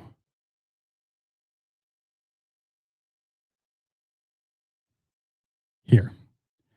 Not what it must mean in a given discourse unit. And this is one of Dan's biggest problems in a lot of his points on different topics. He isolates the points in the narrative scope, but ignores the larger narrative scope. You see, Genesis 2:5 does not just list two different plant types. It embeds them in a structured causal explanation that we need to look at. The verse limits the vegetation in view by two things: no rain from Yahweh God and no human to work the ground. Now, Dan does a couple things here. First, he treats the causal explanations or clauses here as global explanatory mechanisms, but the text does not require that. As a matter of fact, when we talk about rain in the Hebrew Bible is not a global meteorological abstraction. It is covenantally and agriculturally local. One thing Dan tends to do is flatten things by reading the text through a modern lens, rather than reading about how it functions in the ancient Hebrew worldview. In the Hebrew Bible. Now, Dan does play that clip that I just showed, and we'll get into rain in a few moments. But we're going to look at more places where I broke down the contextual scope. Dan misrepresents what I'm saying here about the rain, so we'll get into that. But again, I'm showing that the context of this passage, even the very words of the passages of the verse itself, narrow the scope locally. But let's look at this in about a minute or so later, because I've talked about the rain there. And then we're going to go here and listen to this. from the ancient cultural context of this passage, the whole idea here is about God providing for the land for a purpose, that it can sustain the life that God has for his covenant people. And that is talking about Adam and Eve representing before God as his image in the garden. That's where this is leading to. That's the context of chapter 2. That's what's in mind. And you cannot divorce this verse from that context and say, forget the Hebrew mindset. This is just clearly about meteorology on the planet. That's not what's happening here. It doesn't fit the cultural context. Now, Dan. Now here, I point out that the context, I'm still pointing out, and I was talking about the rain. You got to look at the context. You got to look at the Hebrew mindset, the original cultural context of the passage. What would the original audience have had in mind? What would they be thinking about when they read this text? That tells you what the original author intended. So you have to pay attention to context. Notice I'm pointing out that narrative context. Now I'm going to jump to a section where I address Dan talking about the phrase of the field, not being required to mean cultivated fields or fields where vegetation is cultivated. And I address details about that context. So let's look at that in 37 minutes in. Let me jump about right here. So let's listen to this. From Rome. So it's very clearly not limited to a cultivated field like the Garden of Eden. And it is the overwhelming academic consensus that when it refers to the Siach Sadeh, and when it refers to the Esav Sadeh, it does not mean the wild and the cultivated plants that are growing in the Garden of Eden. It's quite explicitly talking about no such vegetation growing on the earth. Well, Dan is right about one thing. He is correct that the word Sadeh does have a broad, very broad semantic range. And TDOT absolutely showed that, as he pointed out. Where Dan's argument fails is that he treats lexical range as if it determines meaning in a specific passage. That's an error. Meaning is fixed by contextual constraints, not by a full menu of dictionary options. You can't just look at what the dictionary says or possible meaning. It's a possible meaning, so I'm going to say it means that here. It's not a buffet. You don't get to pick and choose. Context tells you the meaning. It doesn't even make sense what he's trying to argue here, because he's basically looking at all the possible meanings of the word in the lexicon and say, see, it can refer to all these things, so you can't just assume that of the field here, it's talking about a cultivated field, because surely, because it could mean this, it must mean this. And that's not the case. What matters is how the word functions in a specific clause, with causal explanations and specific modifiers and details from the context. Genesis 2:5 does not just say Sadeh in isolation. It doesn't just randomly throw the word out there without any surrounding context to understand what it's referring to. The framework from Genesis 2 is tying it to agriculture, specifically to agricultural use. The absence of the plants is tied in Genesis 2:5 to two specific things: no rain on the earth and tied to no man to till the ground. I already showed that the rain statement is tied to water coming from the ground for irrigation purposes, which indicates that there is this context of irrigation, not just random context, not tied to agriculture. And when you tie that to the concept of no man to till the ground, because it's all there as one phrase, the context is clearly agriculture and cultivation. The logic of the verse actually breaks if you were to tie it to the concept of the wilderness and where jackals and all them break out. And I want to point out, he mentions it's not talking about the garden. And I want to be clear. I agree. It's not talking about the Garden of Eden. Garden of Eden hasn't been planted yet at this point in the narrative. What it's referencing is the land of Eden, the land where the garden will go. The Garden of Eden is not the whole land of Eden. It's one garden in the land of Eden. But the idea here is that the focus of chapter 2 is narrowing in to the land of Eden, specifically dealing with this land, and there's no man to work the field. Oh, wait, how can we fix this? We put the man, Adam, in the garden. We plant a garden and put the man there. That's the narrative flow. It's the intent.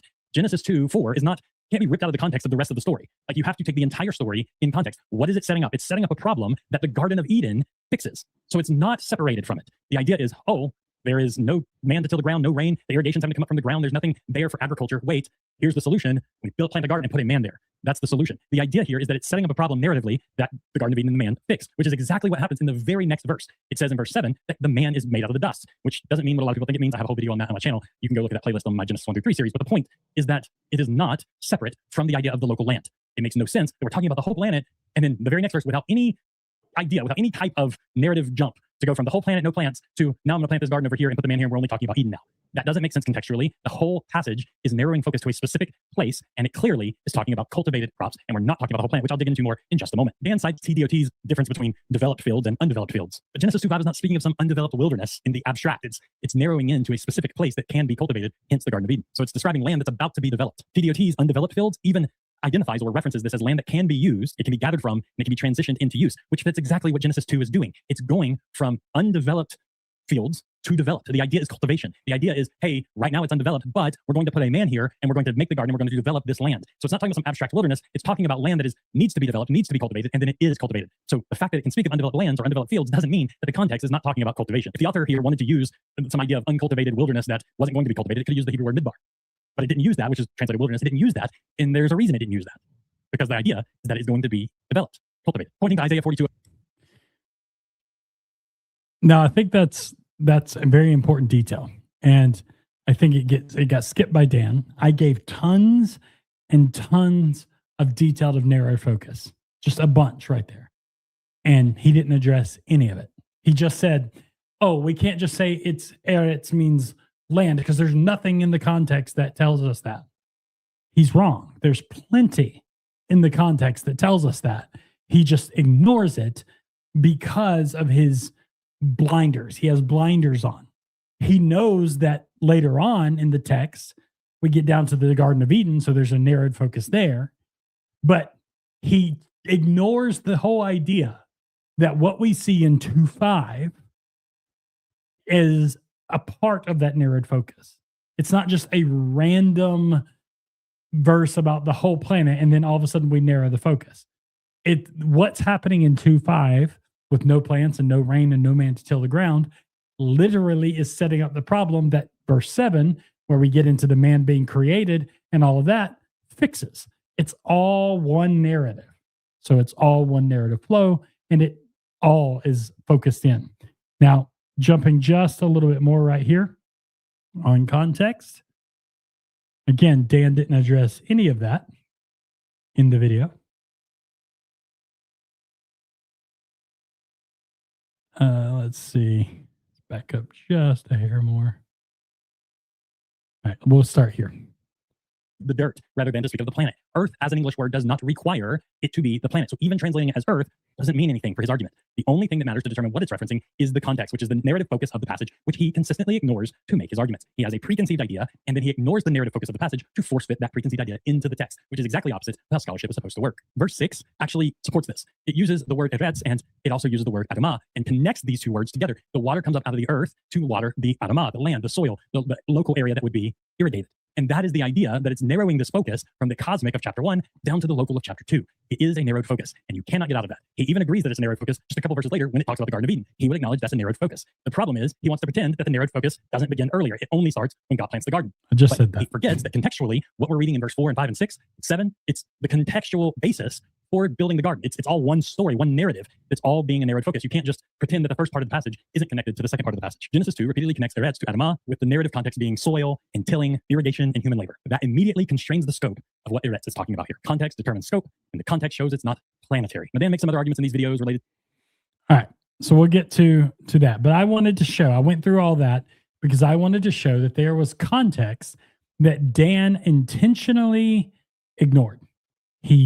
I showed in depth throughout my video that he responded to the detail about the contextual scope that gives us the details that this is talking about a local region, a very specified land.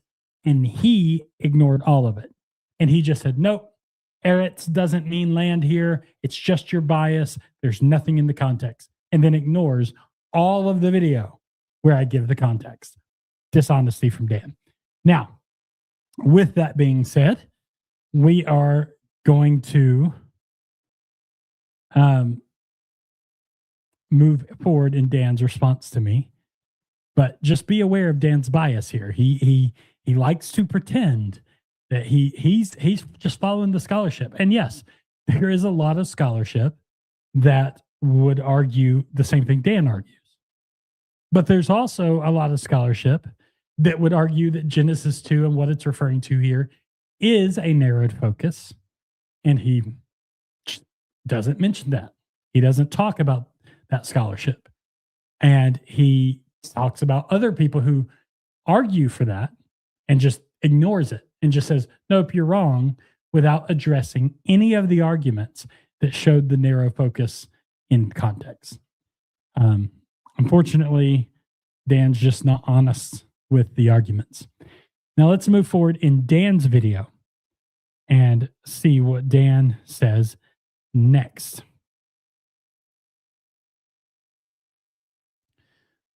Let's consider another part of the Genesis 2 creation account that further complicates the notion that this is zeroing in on day 6 or zeroing in on the Garden of Eden. What gets created in Genesis 2:19? Adonai Elohim creates from the dust of the ground every animal of the field and every bird of the sky. Kol of hashamayim. Now this is problematic because when we're talking about every bird of the sky, this is not limited to a specific territory or subsection of the land. Even if we want eretz to mean that, shamayim clearly doesn't mean that. And if we understand this to be focusing in on day 6 or focusing in on specifically the land of Eden, saying that every bird of the sky was created after the creation of the human, the planting of the Garden of Eden, and the putting of the human into the Garden of Eden creates a very clear contradiction, because it is in Genesis 1 on day 5 that the birds of the sky, Of Hashamayim, are created. So according to Genesis 2:19, every bird of the sky was not created until after the creation of the human, the planting of the Garden of Eden, and the placing of the human in the Garden of Eden. And this is where you have translations like the ESV, like the LSB, like the NIV, that decide they're just going to arbitrarily change the Vayikol at the beginning of Genesis 2:19 and understand it as a pluperfect and say, now the Lord God had formed every animal of the field from the dust of the earth and every bird of the sky. That way, the actual creation of those things is placed before all the events that are being narrated in Genesis 2. However, the Vayikol is not how you form a pluperfect. It only happens when close literary context demands it. And in Genesis 2:19, there is no such close literary context. The academic cases that have been made for reading it as a pluperfect require you understand Genesis 1 to be the close literary context. In other words, it's pretty circular reasoning. You already have to imagine that Genesis 1 was written by the same authors as Genesis 2 in order for the argument to work. And it just doesn't work. Genesis 2:19 is not beginning with a pluperfect verb. But that's really the only other way to try to make sense of the fact that according to Genesis 2:19, every bird of the sky was created after the creation of the human, the planting of the Garden of Eden, the placement of the human in the Garden of Eden. It clearly contradicts. And so this notion that the Hebrew of Genesis 2:4 through whatever demands or indicates we have zeroed in on day 6 or specifically on the land of Eden doesn't work in light of the rest of the Hebrew. It's just an assertion. It's just something that people made up because they realized that conclusion was necessary to protect the presupposition of univocality. In the absence of the presupposition of univocality and in light of the full set of circumstances, the totality of the data, it's very clear that Genesis 2 is contradicting Genesis 1. But let's Now, is this accurate? We're gonna talk about this. This is the best argument Dan can make here. And is it accurate though? Does it actually work? Now, before we get into the birds of the sky, which we'll deal with, I want you to notice the lies and what he assumes. He assumes that the only reason to say Genesis 2:4, 2:4b to whatever, as he says, narrows into the land of Eden is only to protect the assumption of univocality. And if you don't know, univocal just means that it speaks with one voice. So he's saying we got to protect the idea that the texts of the Bible speak with one voice, or in this case, Genesis 1 and 2 must speak with one voice. And we have to assume that, and therefore we just made up that it's narrowed into the land of Eden and just a narrowed focus. We just made that up to protect our assumption of univocality.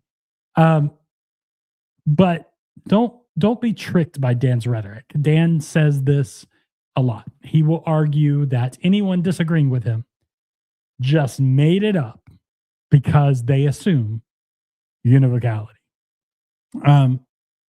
Notice when I talked about the narrative context, the scope, the focus of these passages, I went through all of that I just showed you from both the scholarly literature, the actual scholars and their commentaries, and from the video that I previously posted. Notice never once was univocality invoked. Never once did I assume univocality. I laid Genesis 1 just completely aside. And my entire argument was on the data coming from Genesis chapter 2, from specifically 2:4 and on. So it had nothing to do with univocality, nothing at all. He just uses that when he doesn't want to deal with all of that context that I gave in the video that he intentionally ignored. When I gave all that context, he didn't want to deal with that or show that. So to his audience, he just cuts that all out and then just lies and claims that my reason for assuming a narrowed focus is just an assumption of univocality.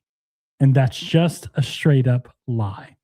Dan's assuming that anyone who disagrees with him on this type of situation must have this presupposition of univocality and must not be sticking with the data. And unfortunately, he uses that assumption that he makes about people like that as a gotcha. It's his attempt to just attack anyone who disagrees with him and shut them down. And unfortunately, a lot of people buy into it and believe it, but it's not true. Not everyone who disagrees with Dan on any issue is doing so because they assume univocality. Even if someone does assume univocality, it does not mean that they don't have good reasons for their particular argument in this case. Somebody might assume univocality, and because they assume that, they may have some bad takes on things. And then you might have someone who assumes univocality, and they have an argument that is based on good reasoning, but Dan ignores the good reasoning because he argues, oh, they assume univocality, dismissed. Dan doesn't honestly deal with arguments that contradict him. And this is a huge problem. And don't fall for his attacks on people. And just, anytime he says, oh, they just assume univocality, disregard that and look at the argument they're making. If their argument has legitimate reasons, don't dismiss it as just, oh, they assume univocality. Evaluate their arguments.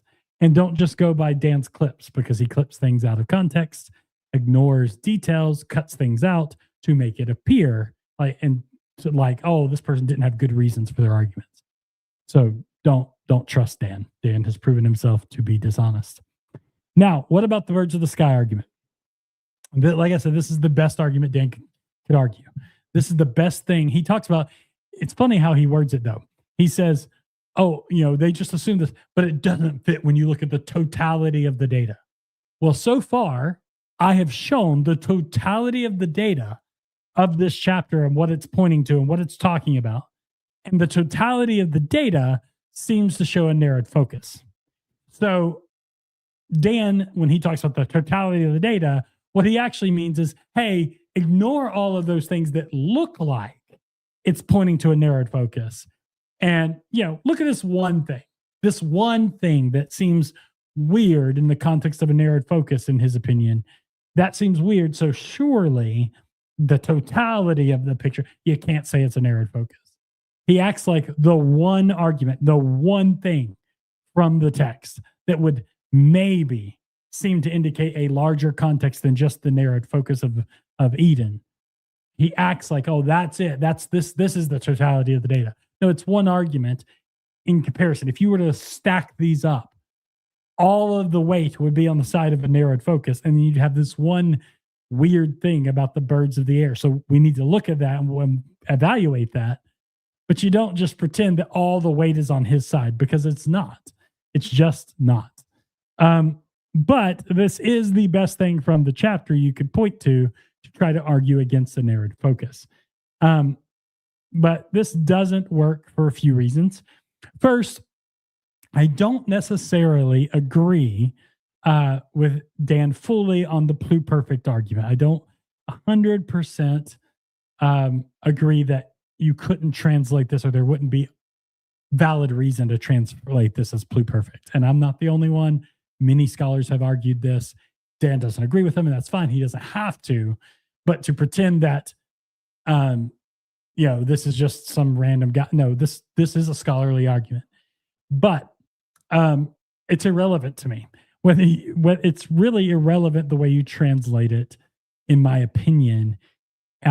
Whether you translate it as pluperfect or however you translate, really doesn't matter to me, because even if it's not translated as pluperfect, which is like had formed, the Lord God had formed the beasts of the field and the birds of the air, in my view and my understanding, that doesn't require a strict temporal sequential understanding of the Wyatt Toll here.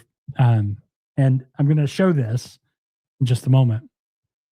But the Wyatt Toll sequential imperfect form can form either a sequence of time. So generally, this is how a lot of people think of it, the sequential form here. You think of a sequence of time, something happening, and then this happens, and then this happens, and then this happens. And so it's like sequential in order. But it also can show a sequence of thought, not just sequence of time. And this is important. This form can be used as logical or conceptual progression without it being temporal. And I'll give you an example from the very chapter we're looking at. So let me go back here And I'm going to share my screen again for the Bible.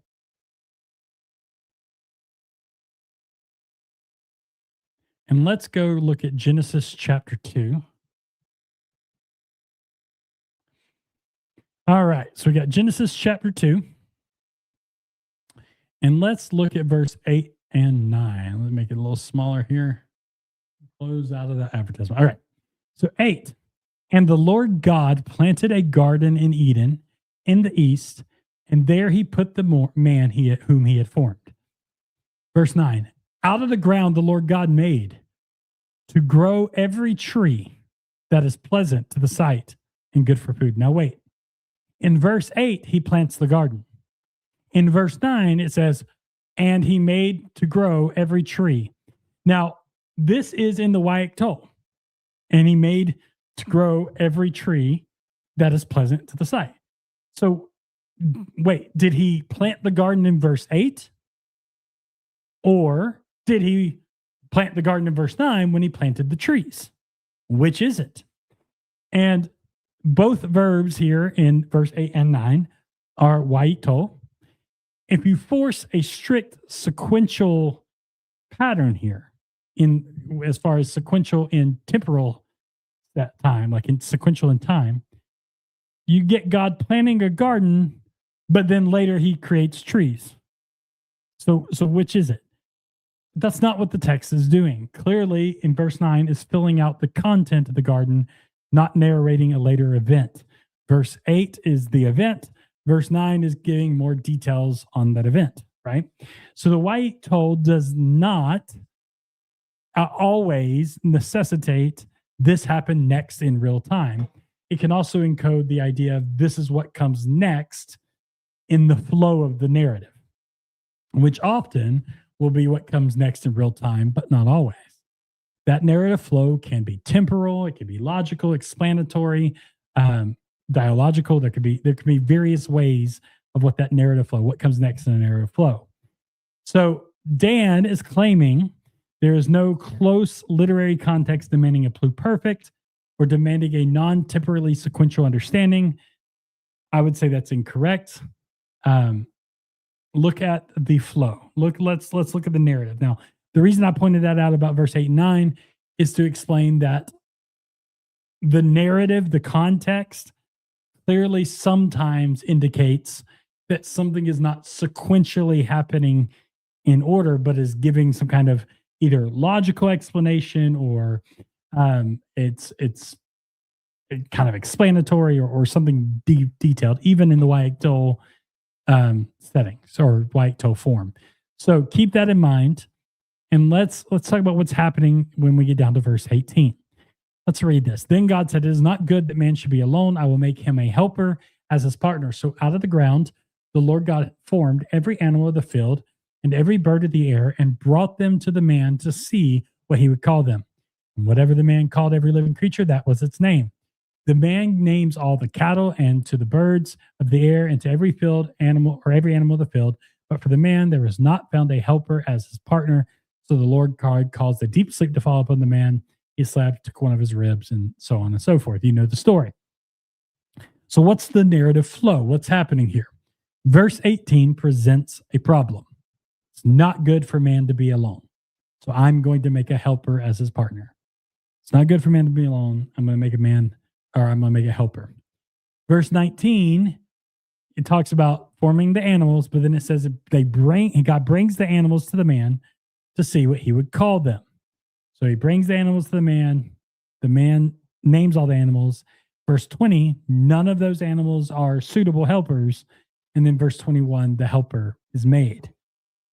Now, narratively, if animals are being created at that moment, the logic breaks down. Why? Because the text is focused on a narrative. It's not just a creative act for its own sake. It's describing a test or a demonstration. If you read 2:19 as God now creates animals, and this is, by the way, I'm reading off my notes here that I made. If you read 2:19 as God now creates animals after declaring the problem, then you immediately run into a narrative problem. God already states the outcome in verse 18. I will make a helper fit for him. The animals are not that helper, as we see in verse 20. So the question becomes unavoidable. Why would God create a whole category of beings he already knows will fail? That's a narrative problem.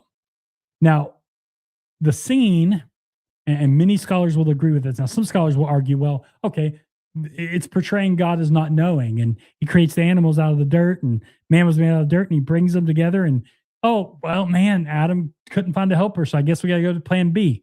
Some scholars try to argue that that's what's happening.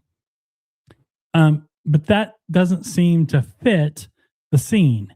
The scene is not portraying God experimenting or discovering. Throughout Genesis 2, God acts with intention. He forms the man, he places him, he gives commands, he evaluates what's good and what's not good. It doesn't seem to be God, being indecisive or experimenting or just not knowing. Reading this as let's try animals and see if that works kind of pushes the narrative in a direction that the text itself doesn't really support.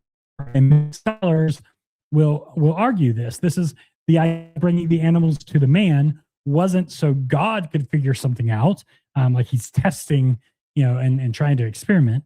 It was so Adam would see that the animals don't match they're not a partner for him.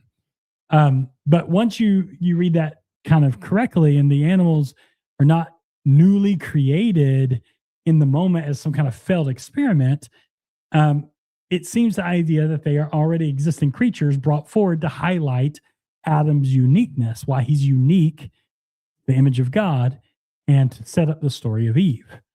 So this context, there is context without assuming Genesis 1 is the same author or assuming univocality, to show that this is not necessarily a sequential act in time. Yes, the narrative scope and the context show something may be going on here narratively that might indicate this is not a new creation, like God's failed attempt as he's experimenting. The context doesn't really support that. But let's just set all that aside. Let's just pretend that Dan's right. I'm going to give him his whole point. Let's say the birds of the air and the land animals, they're all being made right now after Adam was made and after he was put in the garden. Let's just say grammatically, that's what it's saying here. And there's no other option. A lot of scholars would argue there's no other option, but there are scholars who would argue there is another option. But let's just pretend there's not. Let's just go with that consensus. Does his argument work even if I grant him that? Nope. He claims that we could try to argue for eretz being focused on individual land, because eretz can mean in context land instead of the whole planet. But he says you can't say this about shamim, because the sky. So every bird of the sky must mean all birds, contradicting Genesis 1.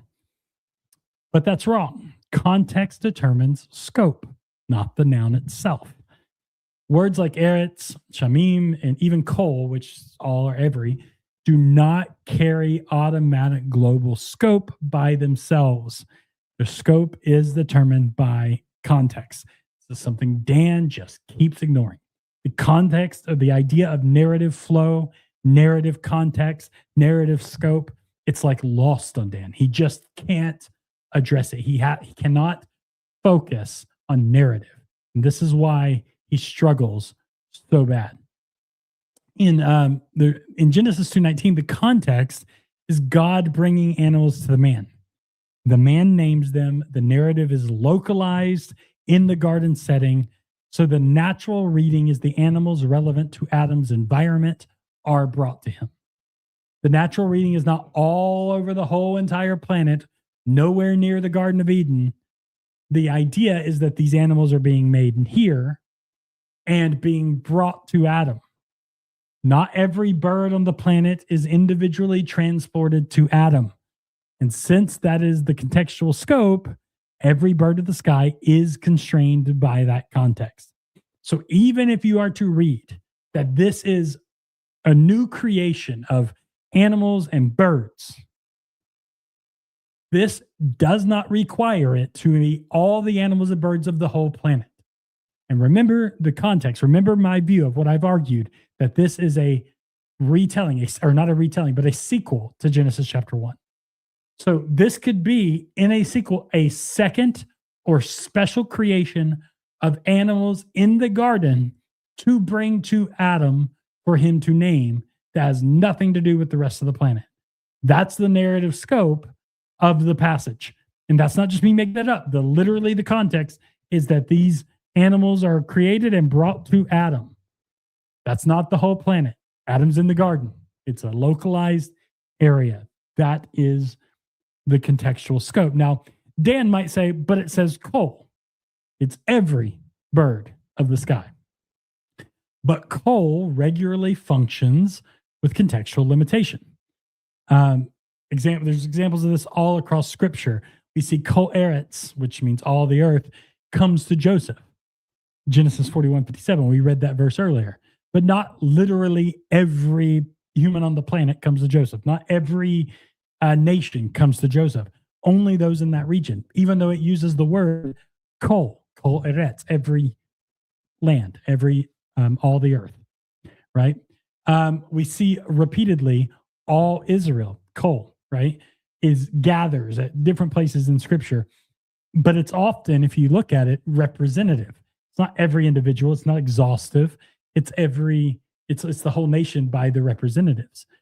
But don't take it from me, right? I'm just some guy, right? Y'all don't know me.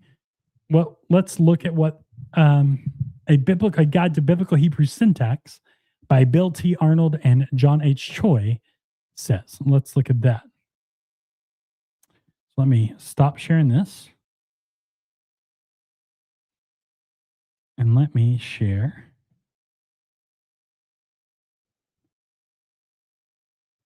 this.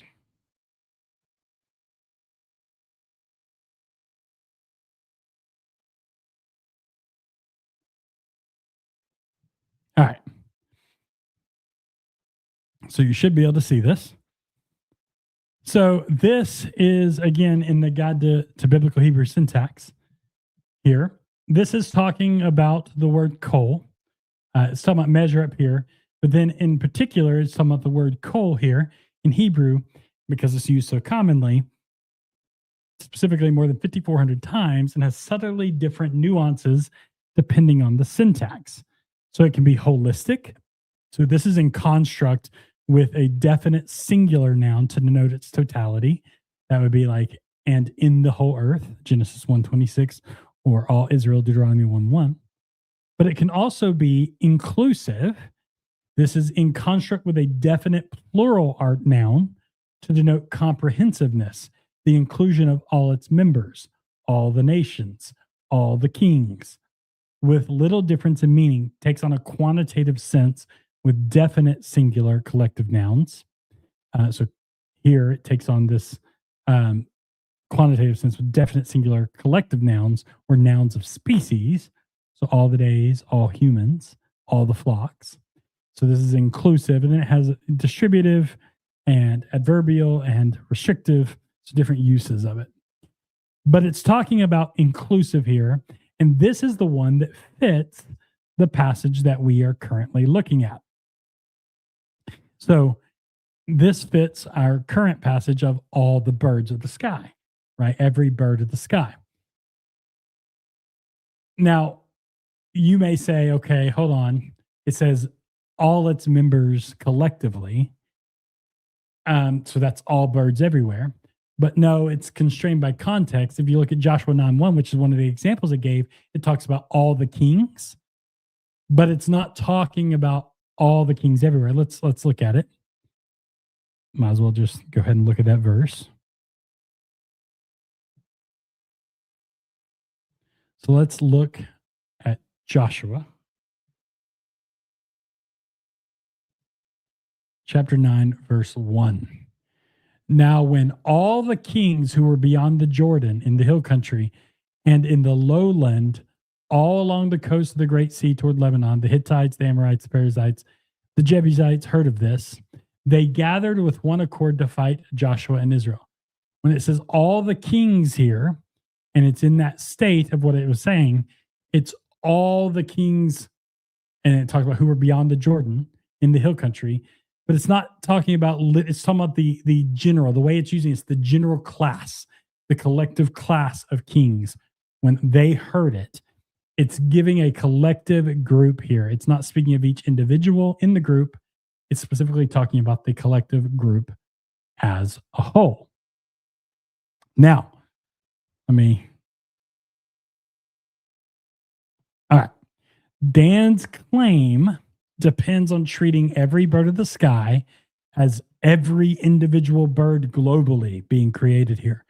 But grammatically, that's not what the construction demands. The phrase is inclusive of the category, not distributive across every instance. And the context determines scope. The narrative is localized, God bringing the animals to Adam. So the reference set is naturally restricted, not because the noun forces it, but because the scene does. So Dan wants to focus on the word sky and say, look, the sky, that's not like eretz. That can't be a local land. But again, he wants to ignore the context. He wants to ignore the narrative scope. Now, also notice that the verse pairs, in verse 19 of chapter 2, it pairs the beasts of the field with the birds of heaven. Notice it's not the beasts of the eretz, like in Genesis 1. It's filled, which is sadeh. It's clearly not global. Why not use eretz? Why not use earth? It's clearly constrained to a local area. So if beasts of the field is local, then the parallels phrase naturally shares that same scope. It would be strange to read one term as local and the other as universal. Now, some will argue, yeah, but again, like Dan said, Shamim is not local, but it's not global either. And that's the key. It has all kinds of semantic scope. You can read in depth in Hallett and TDOT, but the word that's translated sky here, Shamim, that word primarily speaks of the atmosphere between eretz, the dry ground, and the abode of God. Now, it has many other meanings, but that's the primary one that's used. Specifically, it's the visible sky above us from a human perspective. Now, in this context, it's categorizing the animals. Beasts of the field, birds of the sky. It's talking about where the animal's domain is, not cosmology. I'm talking about the whole actual sky from a cosmological point of view. It is about the classification of the domain of the animal. So this is a way of classifying animals, not a way of talking about the entire planet. It's not the focus of the word. So it is perfectly within the scope of the linguistic structure and semantic range of this verse to understand this as birds in a certain area. On top of that, the narrative scope supports the idea of this not being all birds, but rather just being the birds of this area for the reasons I've already given. So this argument from Dan does not have the force that he is pretending it does. So again, he thinks this is a gotcha. It's not. And this has been addressed by many scholars.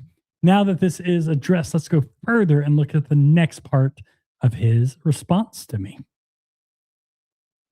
Let me share that screen again.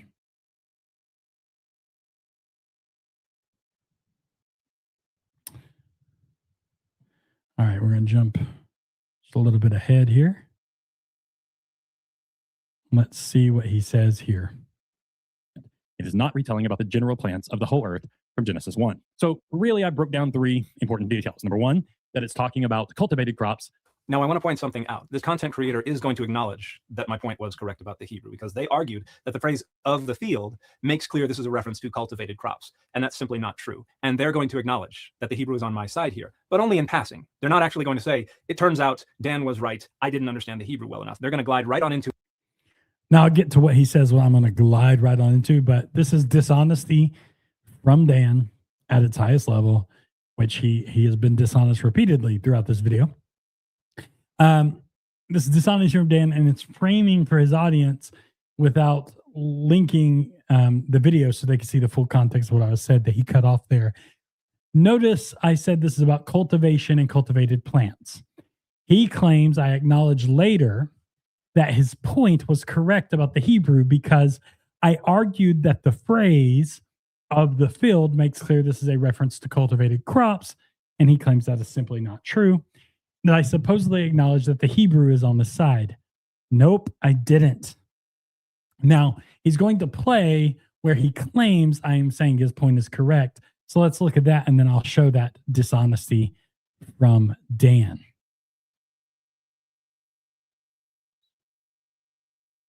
So he says a bunch of stuff here. We'll get to that in a minute.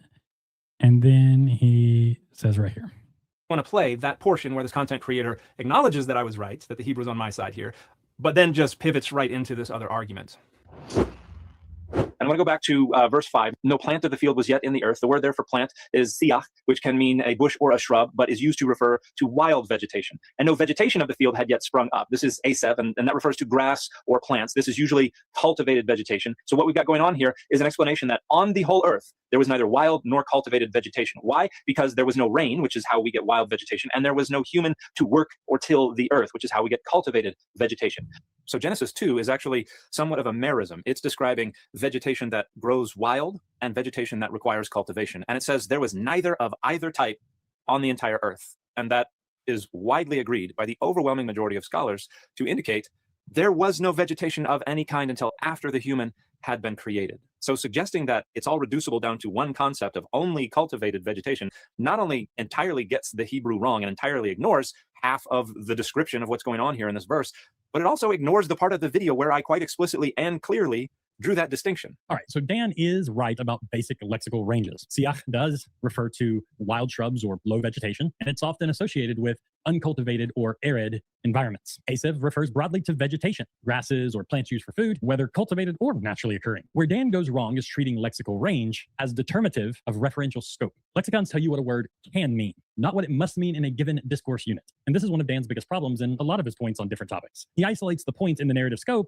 but ignores the larger narrative scope. You see, Genesis 2:5 does not just list two different plant types. It embeds them in a structured causal explanation that we need to look at. The verse limits the vegetation in view by two things: no rain from Yahweh God and no human to work the ground. Now, Dan does a couple things here. First, he treats the causal explanations or clauses here as global explanatory mechanisms, but the text does not require that. As a matter of fact, when we talk about rain, rain in the Hebrew Bible is not a global meteorological abstraction. It is covenantally and agriculturally local. So this is where the content creator gets into this whole rain means covenant, means the narrative is localized in scope to the land of Eden. But I bring this up to point out that this content creator has to acknowledge that the Hebrew here does refer to land that is arid, that is uncultivated, that is uninhabited, that is uninhabitable, that is deserted. It doesn't mean cultivated land because of the phrase of the field. Now, I want you to notice Dan's claiming that I agreed with him here. Notice what I said Dan is right about. I said he's right about the basic lexical ranges of these words. The key word is ranges. And Dan being right about the lexical range of the word isn't the same as saying he's right on the Hebrew of this particular text. Let me give you an analogy. If I said there was no bat on the field, there's no bat on the field, and before any person was on the field, the lights came on. Now, you could technically be right if you gave the semantic range of the word bat and even mention the fact that a bat can mean, a flying animal, a nocturnal animal that hangs upside down in caves, or however you wanted to word it. And you could even say that on the field could speak of a prairie and being out on the field. So maybe there's no hanging flying birds on a field. But if you miss the context in the narrative and that this is about a baseball game, you might miss the meaning of the word in English. Does that make sense? Like you can be right in the technical semantic range of that word and still misunderstand what's being said in the language because you're not paying attention to the context. You're not paying attention to the overall narrative. And that's what Dan is missing here. So context determines meaning in a passage, not the lexical range.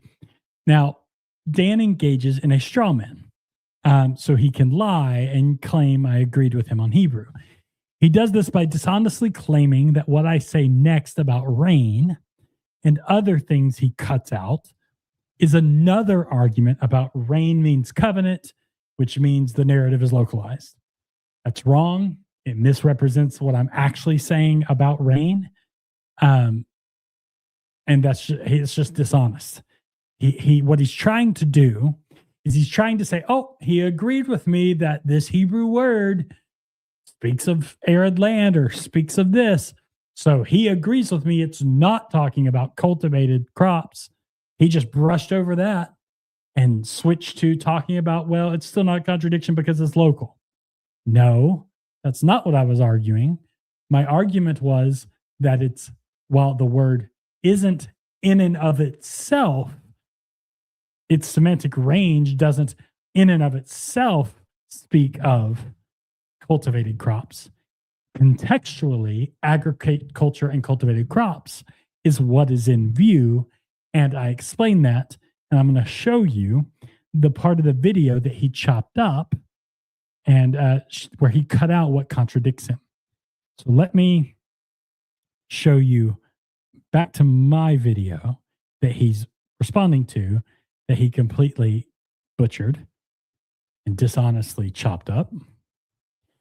And we are going to go to 25 minutes and 9 seconds. We'll start right about here. Here we go. Listen to this.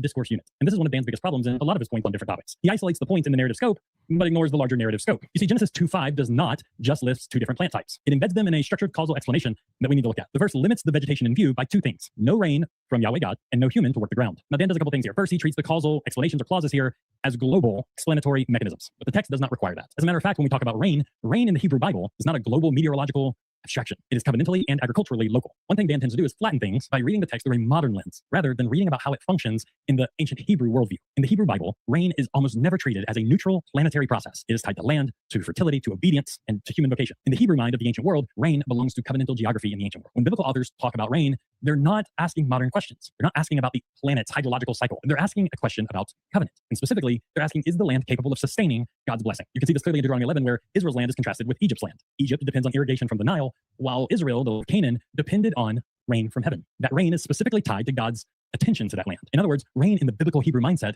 was tied to marking whether a specific territory is under divine provision. All throughout the Hebrew Bible, you see this. So you cannot imply a modern understanding of rain into the ancient text and say, oh, this was about rain all over the whole planet and meteorology. That's not what he's talking about here. It's not what the author would have intended. From the ancient cultural context of this passage, the whole idea here is about God providing for the land for a purpose that it can sustain. Now, before we go further, which we're about to go further, but before we go further, notice that I am not saying rain means covenant, therefore local. That wasn't the argument. That wasn't the point I was making. And Dan dishonestly represents that to his audience. He doesn't play the whole clip, and he just tells his audience, oh, he came up with this silly rain means covenant, covenant means local, so therefore local argument, which is not the case. What I'm saying is that Dan argued that the rain is tied to the uncultivated crops and has nothing to do with human cultivation because it is a global phenomenon. And I pointed out that within the ancient Near Eastern Hebrew paradigm, rain is tied to land, fertility, obedience, and to human vocation. So they are asking, is the land, like the ancient audience would be asking, is the land capable of sustaining God's covenant blessings, which wasn't a global planetary idea. It was always localized rain, localized land. It was all about a localized place. So when it talks about there being no rain here, that has a worldview context, not a meteorologic context. Dan is reading modern ideas backwards into the text. And then I point out that the rain in that worldview was about God providing for a specific land for a purpose. That is what narrows the scope, along with everything else we've talked about so far and some of the things we're going to look at. It's not just saying rain means covenant, so local.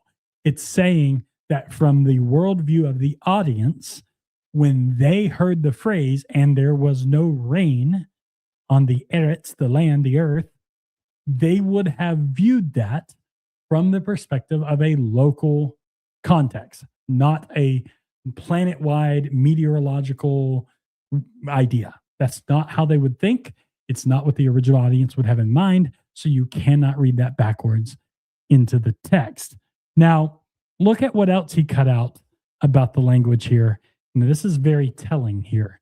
Let's jump to verse, or not verse, like it's a verse. Let's jump to 29 minutes and about 47 seconds. We'll start here. Listen to this. This is key. Well, the Bible isn't univocal. Now, the second thing that Dan does is he treats no rain, and he connects that to what he calls the wild vegetation, and then you have no man to till the ground, and he connects that to the Hebrew word that speaks of cultivated crops. And he treats this as a merism. You've got one extreme over here and one extreme over here, and it's intended to say everything in between. You can think of it like me saying, I searched high and low. That doesn't mean I searched only the high places and only the low places, but didn't search anywhere in between. It means I searched everything, all the places between high and low, including high and low. It's everything. And so he's using it and saying, well, this here is a merism. You have the wild plants, you have the cultivated crops, and there was nothing of any kind. And that's the second thing he does. And he tries to argue that this is a merism. And you can see that when it says there was no rain on the earth, that is referencing the first part of the merism, and no man to till the ground is representing the second. And that is his basic argument. But is that actually what's happening here? Verse 6 contradicts Dan's entire argument, and it causes a problem for him. This is why you can't cherry pick data points, which is what Dan does, but ignore the larger narrative context. Well, let's go back and look at the passage in Genesis. Let's start in verse 4 again. These are the generations of the heavens and the earth when they were created, in the day that the Lord God made the earth and the heavens, when no plant of the field was yet in the earth, and no vegetation of the field had yet sprung up. For the Lord God had not caused it to rain upon the earth, and there was no one to till the ground. But a stream would rise from the earth and water the whole face of the ground.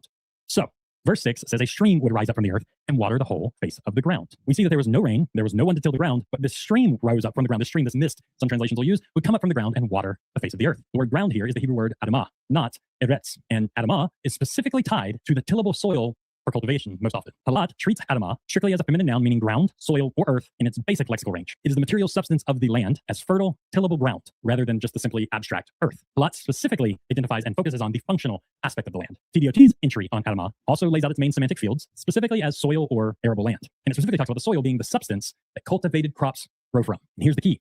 The word adamah here is used to talk about the water coming up from the ground to water the earth, and it's specifically in reference to there being no rain. Because the idea is if there is no rain, where's the water coming from? There's no rain, but instead water comes up from the ground. And it's specifically linking this to the tillable soil for cultivated crops. So the no rain idea is tied to tillable land for cultivated crops, not tied to uncultivated wild areas like the wilderness or jackals, which he gets to later, where those things are. It doesn't tie to that. It ties to cultivated crops. So Dan's claim is wrong. But there's another point here. If there are no plants at all on the entire planet, which is what Dan is claiming this is saying, then what is the water coming up from the ground watering? The Hebrew word for watered here is shakah. And when it has land, soil, plants, vegetation, anything like that as its object, it consistently refers to watering in a functional agricultural sense, like to irrigate. So if there are no plants anywhere at all of any kind, like Dan is claiming, Genesis 2:6 loses all coherence. It doesn't make sense in context. If verse 5 is saying that there is no plants, then verse 6 makes no sense. It can't be watering anything.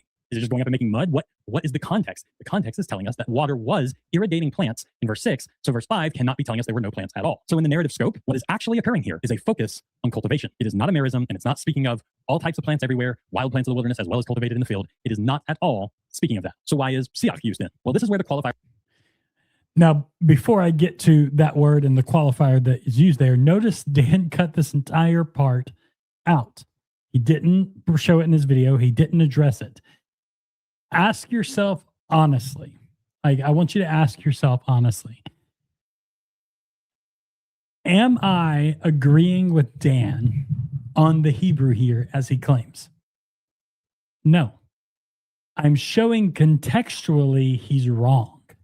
I'm showing that what he's saying the Hebrew means is wrong in context. So remember, meaning is derived from context, not from lexical range. So me agreeing with Dan on the lexical range doesn't mean I'm agreeing with what Dan is saying about the Hebrew. I'm showing that the meaning of the Hebrew is different than what he's claiming. So I'm about to address in this video the of the field, hasadeh, of the field, and siach, which is the word that speaks of uncultivated plants. And Dan, again, cut all of this out where I am addressing the Hebrew and showing him to be wrong. And he just dishonestly ignored it and lied to his audience, pretending I agreed with him because I acknowledged the different Hebrew words used for vegetation here.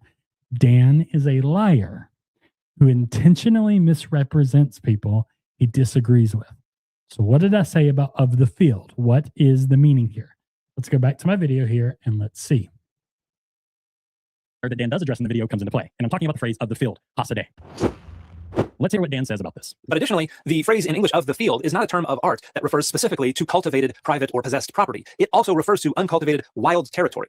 And we can look at a couple different resources for this. We can look at Halot, the Hebrew and Aramaic lexicon of the Old Testament. Sadeh is in the upper left. This entry goes on for 3 pages because the term has a pretty broad semantic range. On the right column, about halfway down, you see the bold, giving you the general idea: pasture, acreage, piece of land, landscape, territory. And then sense number 1 is pasture, open fields, land. So this can include property that you own and that you cultivate, like a garden, like crops. But it doesn't necessarily have to refer to that. It can also refer to open, uncultivated, wild, unpossessed territory. The entry goes on. You can see pasture, territory of a tribe or of a people, pasturage, territory of a city, field, arable land. It goes on to the 3rd page as well. We can look in TDOT, the Theological Dictionary of the Old Testament. There's a larger entry for Sadeh. I'm going to start here at the bottom of page 40. Section number 3 talks about... Before we keep going, I just want to notice he's reading this, and he explicitly said, so of the field can speak of the area you cultivate, cultivated crops, all of that. He said that is one of the lexical meanings of the word. Remember what I said in my original tweet that sparked this whole thing? I said it can speak of cultivated crops. Not that it must, not that that's all it can mean. I just simply said it can speak of cultivated crops. Dan argued I didn't know the Hebrew and that I was wrong, but I'm actually correct, and he just acknowledged I'm correct. But he's just pointing out that the words of the field can mean something on top of that. It doesn't have to mean that. It can mean other things, which obviously, but he just acknowledged that what I said in my original tweet, that it can mean cultivated crops, is correct. It can speak of the area of cultivation. So thank you, Dan, for agreeing with my original tweet that you are fighting so hard against. But let's keep listening. But developed fields. So this is where Sadeh can refer to cultivated fields. Paragraph number 1 is talking about agriculture. Down at the bottom, number 2 talks about livestock. But then in section number 4, we get undeveloped fields, where it talks about gathering wild fruit. In other words, it can refer to the wild territories where vegetation just springs up wildly. Some of it can be taken for food, some of it cannot. And then below that, number 2, habitat of wild animals. I think it's particularly instructive that the last 2 lines talk about the habitat of jackals, the doe, the gazelle, and the wild goat. This is obviously not the fauna that inhabits a garden or a cultivated piece of land. In fact, the reference to jackals in Isaiah 43:20 is specifically about uninhabited wilderness where wild animals that we generally stay away from roam. So it's very clearly not limited to a cultivated field like the Garden of Eden. And it is the overwhelming academic consensus that when it refers to the Siach Sadeh and when it refers to the Esev Sadeh, it does not mean the wild and the cultivated plants that are growing in the Garden of Eden. It's quite explicitly talking about no such vegetation growing on the earth. Well, Dan's right about one thing. He is correct that the word Sadeh does have a broad, very broad semantic range. Halot and TDOT absolutely show that, as he pointed out. Where Dan's argument fails is that he treats lexical range as if it determines meaning in a specific passage. That's an error. Meaning is fixed by contextual constraints, not by a full menu of dictionary options. Notice that I said he's correct in the lexical range, but he's wrong about the meaning in this text. But he didn't show that part. He said I agreed with him on the meaning. Dishonest.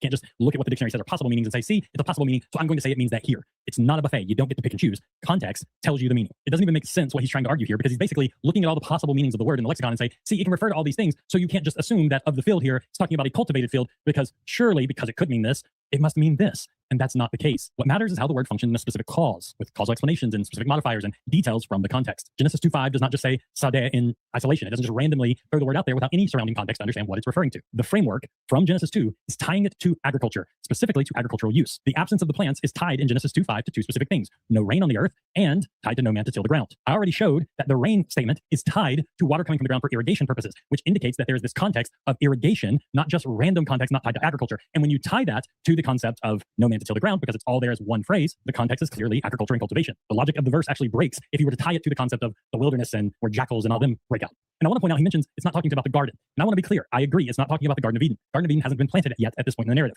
What it's referencing is the land of Eden, the land where the garden will go. The Garden of Eden is not the whole land of Eden. It's one garden in the land of Eden. But the idea here is that the focus of chapter 2 is narrowing in to the land of Eden, specifically dealing with this land, and there's no man to work the field. Oh, wait, how can we fix this? We put the man, Adam, in the garden. We plant a garden and put the man there. That's the narrative flow. It's the intent.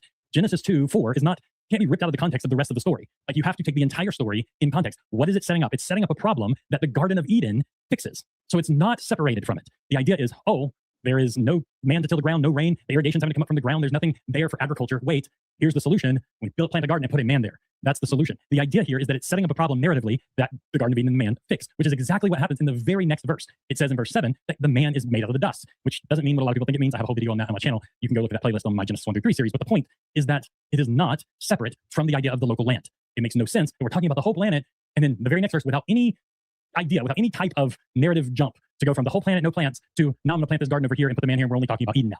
That doesn't make sense contextually. The whole passage is narrowing focus to a specific place, and it clearly is talking about cultivated crops, and we're not talking about the whole planet, which I'll dig into more in just a moment. Dan cites TDOT's difference between developed fields and undeveloped fields. But Genesis 2:5 is not speaking of some undeveloped wilderness in the abstract.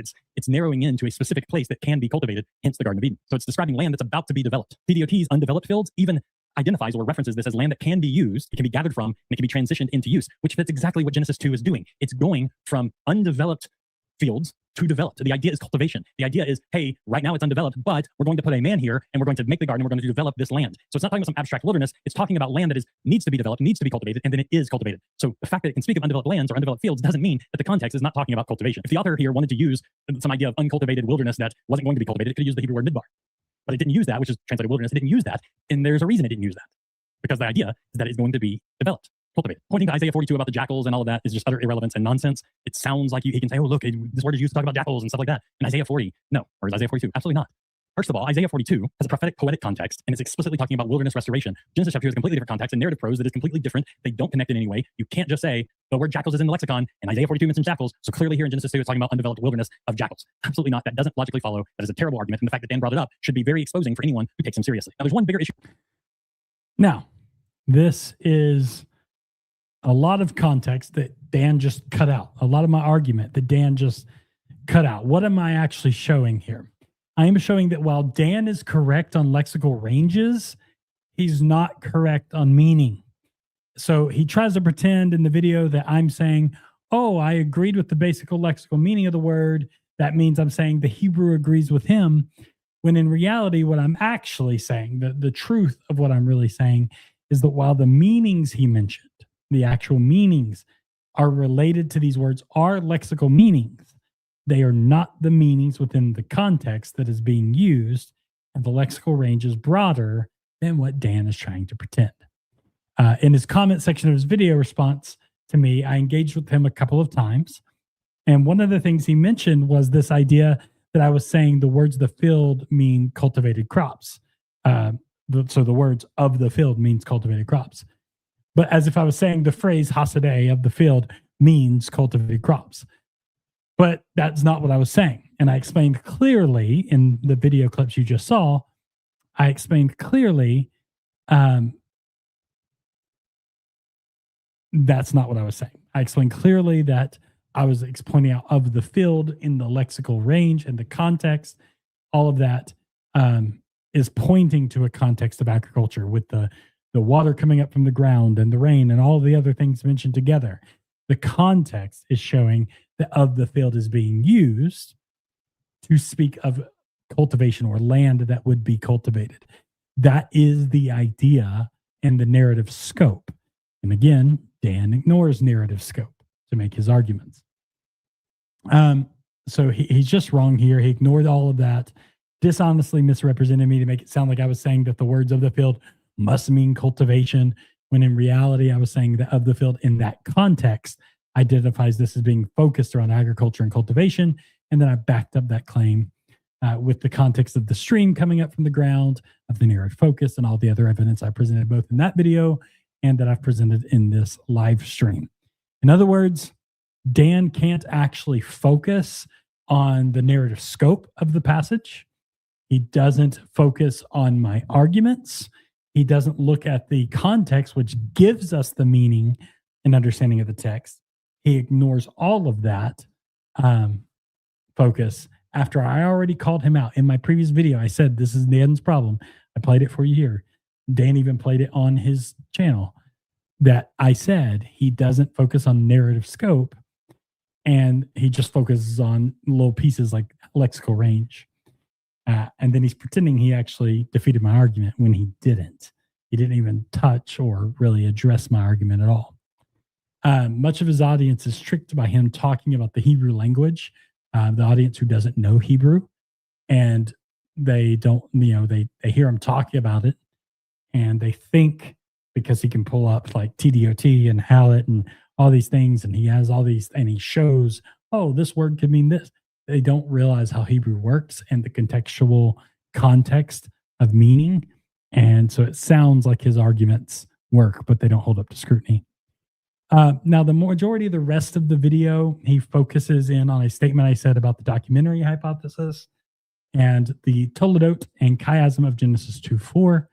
I'm going to address what he brings up, but he completely, again, butchered and ignored the actual main point of the toledot. But before we get to that, I do want to show a funny self-own here that I think is funny. Let me share this. I think this is funny. Oh, I got to switch videos. Hold on.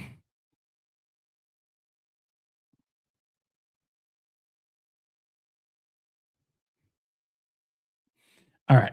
So in his video here at 15:23, listen to this. This is funny. Addressed, and this content creator misrepresented what's going on in Hebrew in this comment, which is precisely why I said you clearly don't know Hebrew. And nothing in this video has indicated yet that this content creator has a competent grasp of Hebrew, because all they've done here is acknowledge that the Hebrew agrees with me.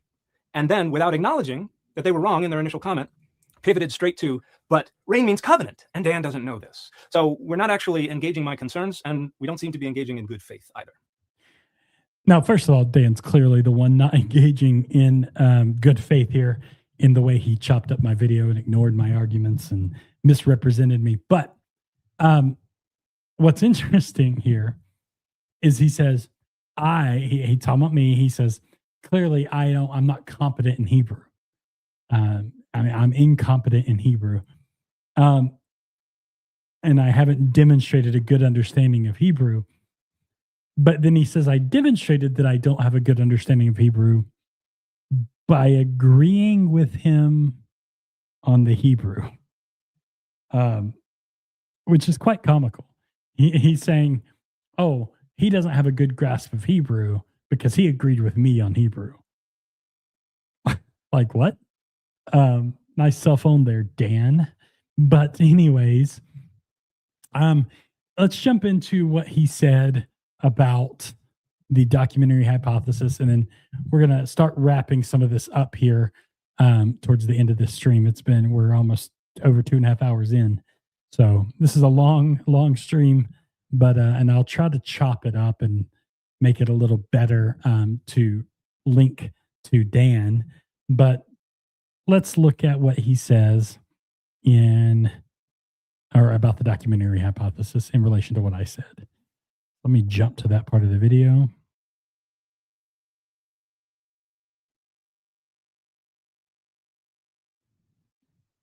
Complex sentence with a temporal clause. What Dan doesn't really go into detail here is that this is related to a belief in what's called the documentary hypothesis. So the documentary hypothesis basically is just a hypothesis that the Pentateuch, the 5 books that we call the books of Moses, the Torah, that those 5 books are not the work of a single author, but rather that it is a literary compilation of multiple sources. Specifically, most argue for 4. Some have changed that to down to less than 4. But the general hypothesis is that there are 4 sources, and that a later editor came, and over time, they were stitched together as these multiple sources. So now, before we get to Dan's response to that, notice I said some have changed that down to less sources. So the classic documentary hypothesis is the 4 sources, JEDP.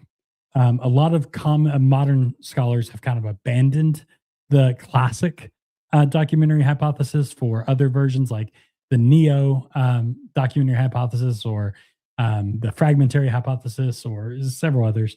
But the classic is the 4.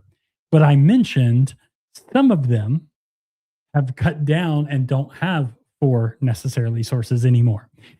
Now, even though I said the word documentary hypothesis, clearly the fact that I indicated that there are other versions of source criticism that don't have the 4, I know that there are other hypotheses, and they're not all called the documentary hypotheses. Now, Dan thinks I'm saying because I just mentioned the documentary hypothesis, that must mean that I think any version of source criticism is the documentary hypothesis. That's not what I actually mean, but let's listen to what Dan says in response to this. This is not entirely accurate, and this is where this content creator betrays that they're not nearly as well informed about the critical scholarship as they would like their audience to believe. Because the documentary hypothesis has certainly long been the dominant source critical theory of Pentateuchal composition. However, it is not all source critical theories of Pentateuchal composition. There are others, and it's no longer the dominant position. And so just because a theory involves J, E, D, and P, or maybe just D, P, and non-P, or some other combination of sources, doesn't make it the documentary hypothesis. There are other hypotheses out there. Now, do you notice what he's doing, right? He's attempting to tell his audience, he's talking to his audience, and he's attempting to tell his audience that because I said documentary hypothesis and did not mention the name of any other hypothesis, that must mean that I'm uneducated on the scholarly criticism. I don't actually know the source critical scholars or kept up to date with this, and I've just, and he goes on to say, I've just gotten a regurgitated version from other apologists, which is, I mean, just not true. I've got, you know, and I can hold, I mean, I've got all kinds of books from source critical scholars on the Old Testament, and some of them are older. So some of them do have the older version, like this one from Lawrence Boat. But not all of my books, and I've got many online. I read the critical scholars. Like he's just wrong. He's made an assumption here. But he thinks because I didn't mention like any of the composition history models from Europe, or I didn't mention the fragmentary hypothesis or the supplementary hypothesis, or any of the other types of hypotheses, then I must not know about them. And again, he assumes bad motive just because he wants to find a gotcha to tear down his opponent when he hasn't actually dealt with my arguments. It's an ad hominem. It's really, really what it is. As a matter of fact, I think Dan thinks that I guess I don't know what Dan thinks. Dan probably thinks that I just believe in strict Mosaic authorship and all of that, but I would actually probably fall within at least a version of the supplementary hypothesis. And I don't necessarily, I'm fine with later redactors and things being edited and stitched together. And he has this wrong view of me. And he has this wrong view because of his assumptions that anyone who disagrees with him must be uneducated. And it's truly sad that Dan thinks like that. In reality, the truth is, I am very well educated on this topic, very aware of different source critical theories. The reason I didn't say the other theories by name and I just kind of lumped them all into the phrase documentary hypothesis is because my audience is not necessarily an audience of biblical scholars who are familiar with source criticism. Most of my audience probably isn't. And even though they aren't familiar with source criticism and all the details, they are familiar with the phrase documentary hypothesis. And most of them understand that the concept is different sources stitched together for the Pentateuch. And they may not fully comprehend what all the documentary hypothesis, classical documentary hypothesis means, or the other hypotheses, but they understand that phrase to be speaking of ideas of different sources stitched together to comprise the Pentateuch. So I use that word documentary hypothesis in my video specifically just to simplify it for my audience, not because I am unaware of any of the source scholarship or the the names of the different hypotheses.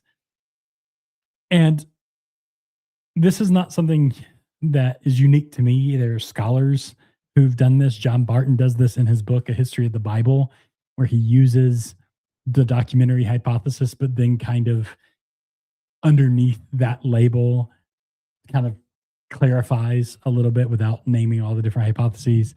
Mark S. Smith does this. He doesn't hold to a strict documentary view, but when summarizing scholarship for wider audiences, he sometimes will still reference the documentary hypothesis as broadly a general idea of source criticism.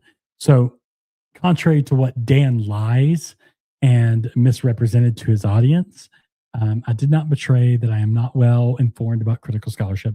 That's just all a lie. And it is a way Dan can try to poison the well, so to speak, instead of dealing with the arguments. But let's keep going. Let's see what he said. Let's jump to 1926. The Hebrew word for generation is toledot, and there's a phrase that appears consistently throughout the book of Genesis, and it is these are the generations of, and we call this a toledot structure. These are the generations of, and then it lists out the generations. It actually divides up the book of Genesis. Now, I'm going to skip over a lot of background information that is not relevant to the actual argument here. The only other time this word is used in Genesis. Now, before we keep going here, he said he's skipping over what is not relevant, but the truth is it's very relevant, and he's skipping over what is very relevant even for his audience who may not understand this. He's skipping over it to avoid the whole main point of the argument. So let me show you some of what he skipped over, because it'll make more sense. So let me share the other video with you. And let's look at what he skipped over here. Let's go to 10:16. And this is me explaining the toledot and how it's used. Different portions coming from different sources. And what they believe is that the creation account of Genesis chapter 1 and the creation account that starts in Genesis 2:4b are two separate accounts from two separate sources that later redactors or editors stitch together into one. So they'll say Genesis 1:1 through 2:4a is from the priestly source, and then Genesis 2:4b all the way to 2:25 is the Yahweh source, the J source. Now they do have all kinds of varying. Now, I do want to be clear here. I should have said non-P instead of J. The traditional classical documentary hypothesis labeled this as the J source. I believe Dan doesn't accept that there is a full J source. He would just label this either non-P or pre-P. But so I should have been a little more clear there. That's probably what gave him the wrong idea. But let's keep listening. Reasons they will claim this and different reasons that they will use as evidence that these come from two different sources. Now, I reject the documentary hypothesis altogether. There are a lot of scholars on my side. I want to point that out, that this is not just me randomly saying I reject it. I have good reasons for rejecting it. Many scholars do reject the documentary hypothesis, and I reject it in this passage specifically, that these aren't two different things stitched together. Now, to be clear here, what I'm referencing in this part of my rejection is specifically related to these two chapters. So I'm not rejecting it in any other passage. We could talk about each individual passage. What I'm specifically rejecting here is rejecting this as being two sources. I do believe editors probably came in and even redacted this and changed this and edited this over time, sure, but not from two completely different sources at different times. With that being said, that's what I'm rejecting here. But with that being said, my main point about the toledot is not that there couldn't be one if it was two sources. I'm not saying if there's two sources, there can't be a toledot. That wasn't the main point of what I was arguing. I just used kind of the source criticism as a segue to talk about it. But let's look at what I actually say here regarding this. 11. Here we go. We have a layout of a genealogy. Oop. I'll skip. So here's what I'm saying about the toledot.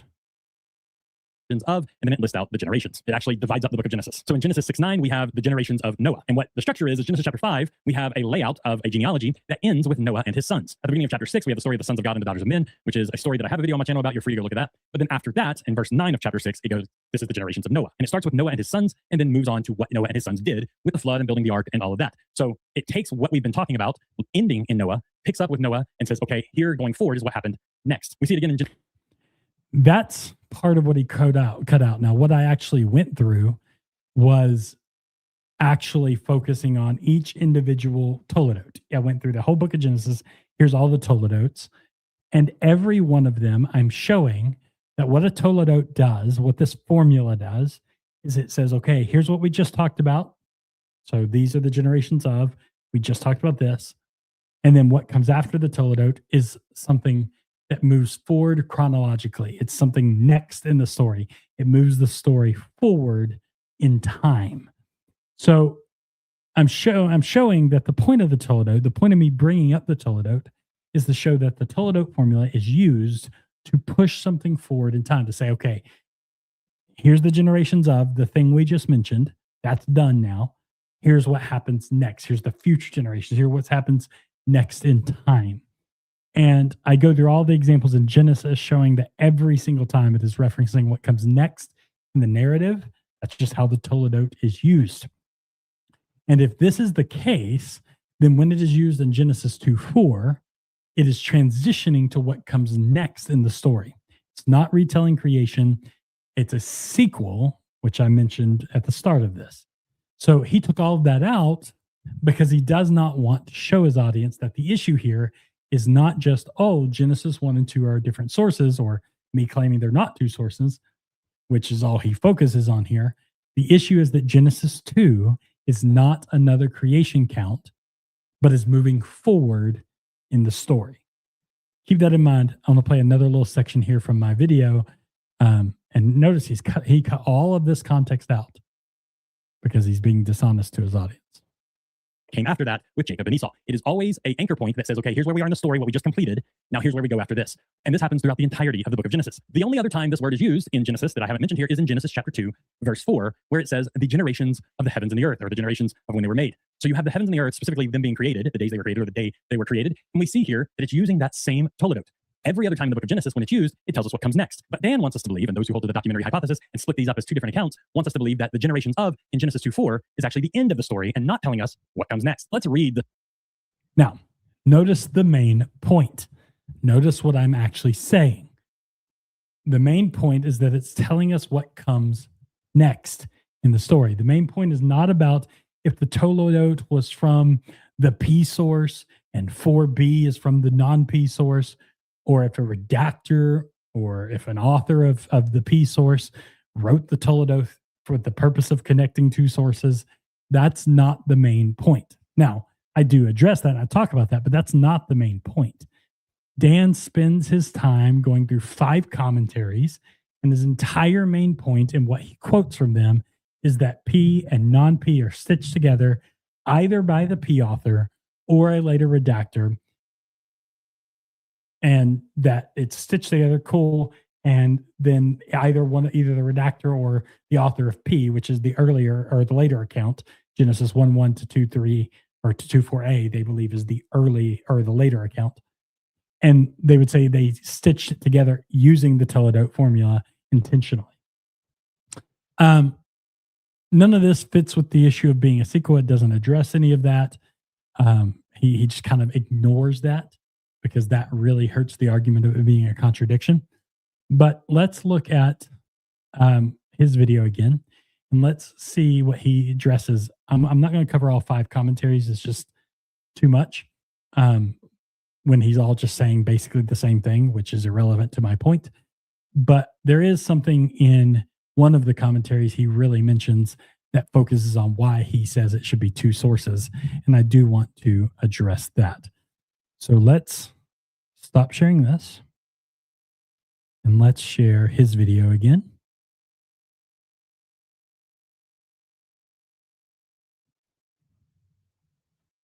$27.06 in the video.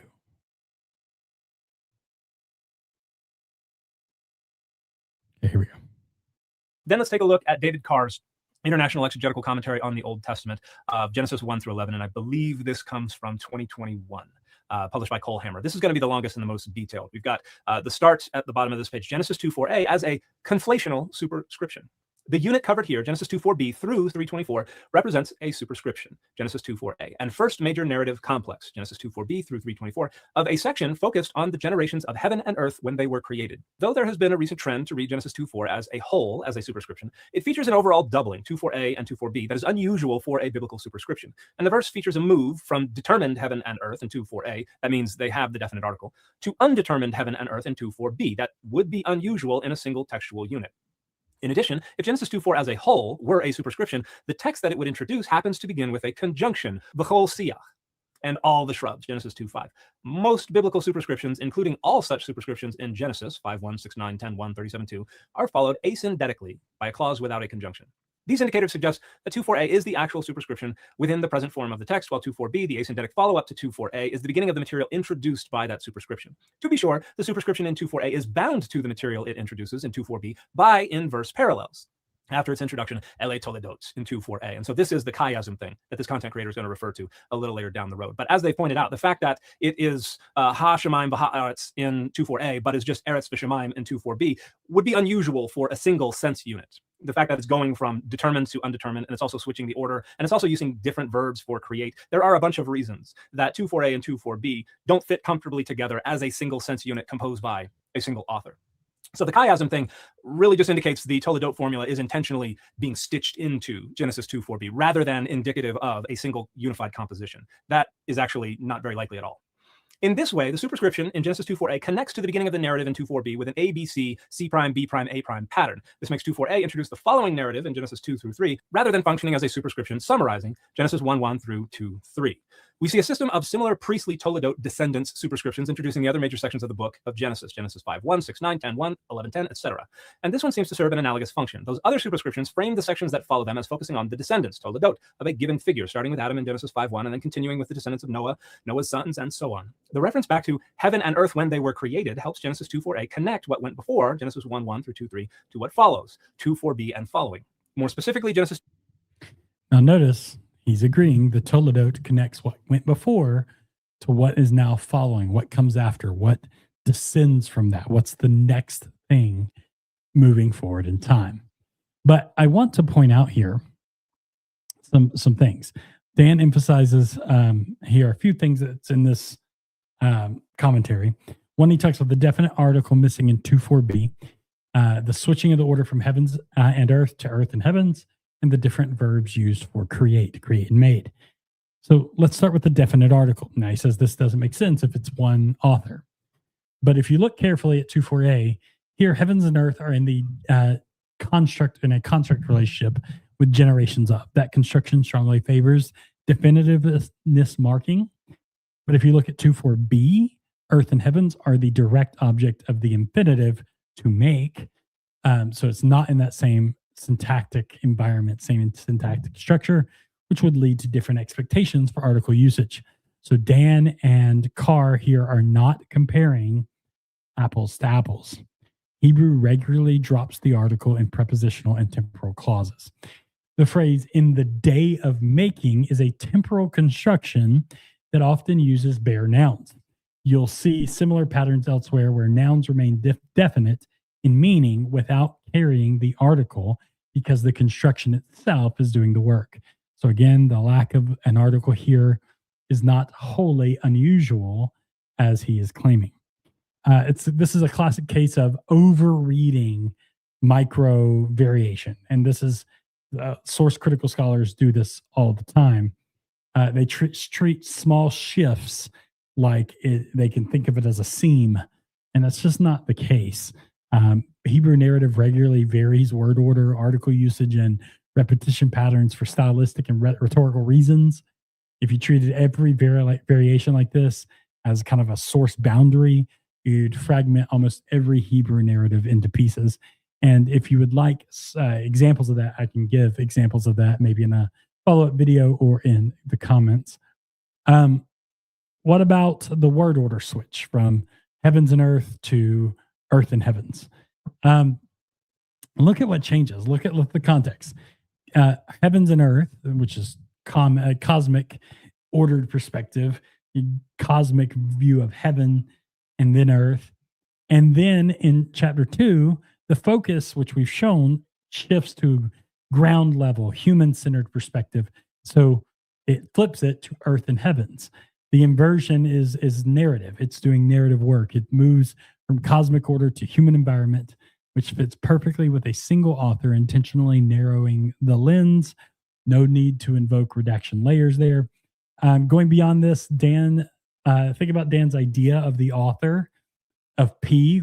He wrote the Toledot. So Dan's view, you have if you watch that whole video, there's two main views with this that he brings up. That the Toledot was created by the author of the P source, which is Genesis 1:1 to 2:3 or to 2:4a. that they created the Toledot specifically to intentionally stitch it to the earlier creation account, which starts in 2.4b. And so he views it that way. There's the other view is that a later redactor came in and created it and just stitched it together. But he's arguing that the author of P wrote the Toledot and structured the sentence to fit a chiasm. But think about this. If the author of P could write the Toledot and structure the sentence to fit the chiasm, the author could also add the definitive article, or the definite article, or switch the word order when stitching together. Like he could have made his Toledot, instead of saying heavens and earth, he could have said earth and heavens to match, but he chose not to. A later redactor would not have done that to make it flow like smoothly and fit a more usual pattern. Wouldn't they do that? Like, why wouldn't they do that? So it doesn't make sense to just assume that because there's a difference, it must be two different sources there from not the same author, when the redactor would make sense the redactor would edit it. If a redactor is coming in and adding the 2.4a, the Toledot, to connect it to 2.4b, but they're adding this and connecting it into one source, it makes no sense that the redactor wouldn't edit this to be in the same order or to have the definite article. It just makes no sense. So yeah, you don't have to assume a second source for that. What about the difference in the words for create and made? Well, this is a problem. Genesis 1 does not exclusively use bara. It uses bara. It also uses asa. It's not like just singular bara, I guess is the point.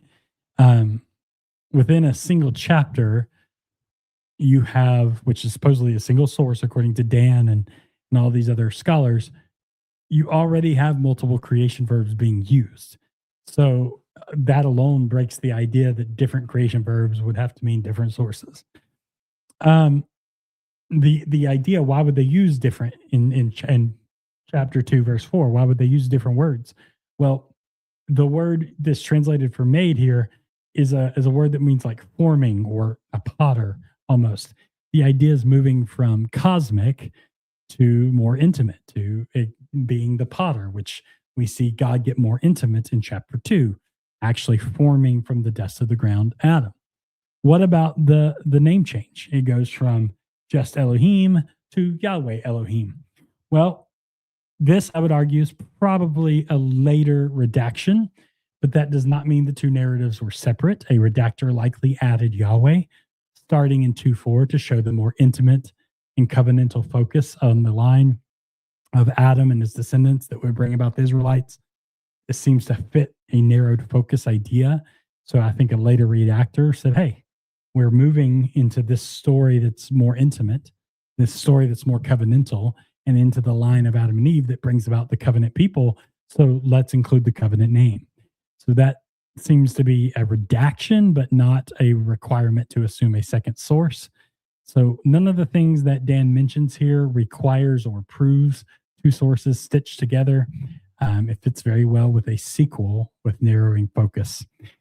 And he also talks about, finally, there's this idea that there cannot be, like 2.4a cannot be a complete sentence and then a new sentence start in 2.4b to fit the grammar of the later sentence without it being two sources. If 2.4b has to be an introduction, like has to be a new sentence because of the grammar of 2.5 and 2.6 and ultimately 2.7. But why does that need to be two sources? Like, who says that needs two sources? There's no reason to think that one author could not write it that way. There's just no reason to think that one author couldn't introduce the Toledot and then start a new sentence to introduce what's coming after the Toledot. So no, that doesn't require a different source either. So I think I've went through enough of this video to show that Dan hasn't addressed my arguments. He hasn't defeated my arguments that show there is no contradiction. He didn't address the context of the narrowing focus. He ignored that context. He didn't address the water coming up from the ground to water or irrigate the earth, which can't happen if there's no plants to irrigate. He didn't address the narrowed focus of rain, or actually what I said about the rain and how that doesn't fit his context of a merism. He was incorrect there and didn't address that. He didn't address the concept of it being a sequel. He didn't address the point of the Toledot, showing that the Toledot is introducing what comes next, like in time. What's the next thing? What moves forward in the story, showing that this is not a second creation account retelling what was already in Genesis chapter 1. He didn't address any of this. He ignored all of my arguments. He ignored all of the points I made, and he misrepresented me repeatedly by cherry picking certain parts that he clipped. Dan lied. He misrepresented me, and he was dishonest. And sorry, Dan, your lies, your misrepresentations, they're not going to work. They didn't work on me. You haven't refuted my arguments. You haven't proven a contradiction. Sorry, you're just wrong. And until you actually address all of my points and all of my arguments, you failed. And my point stands. So you haven't shown a contradiction, and hope this helps. And I hope maybe you'll respond. It's a 3-hour video, but I will cut it down to try to hit the highlights so you can respond to them. But for anyone watching, thank you so much for joining me. It's been a 3-hour live stream. I'm going to cut it out here. I hope everyone has a fantastic night. Subscribe and click the notification bell. Again, Sunday, my newest video will be coming out on the 70 weeks of Daniel. You don't want to miss that. I will see you guys.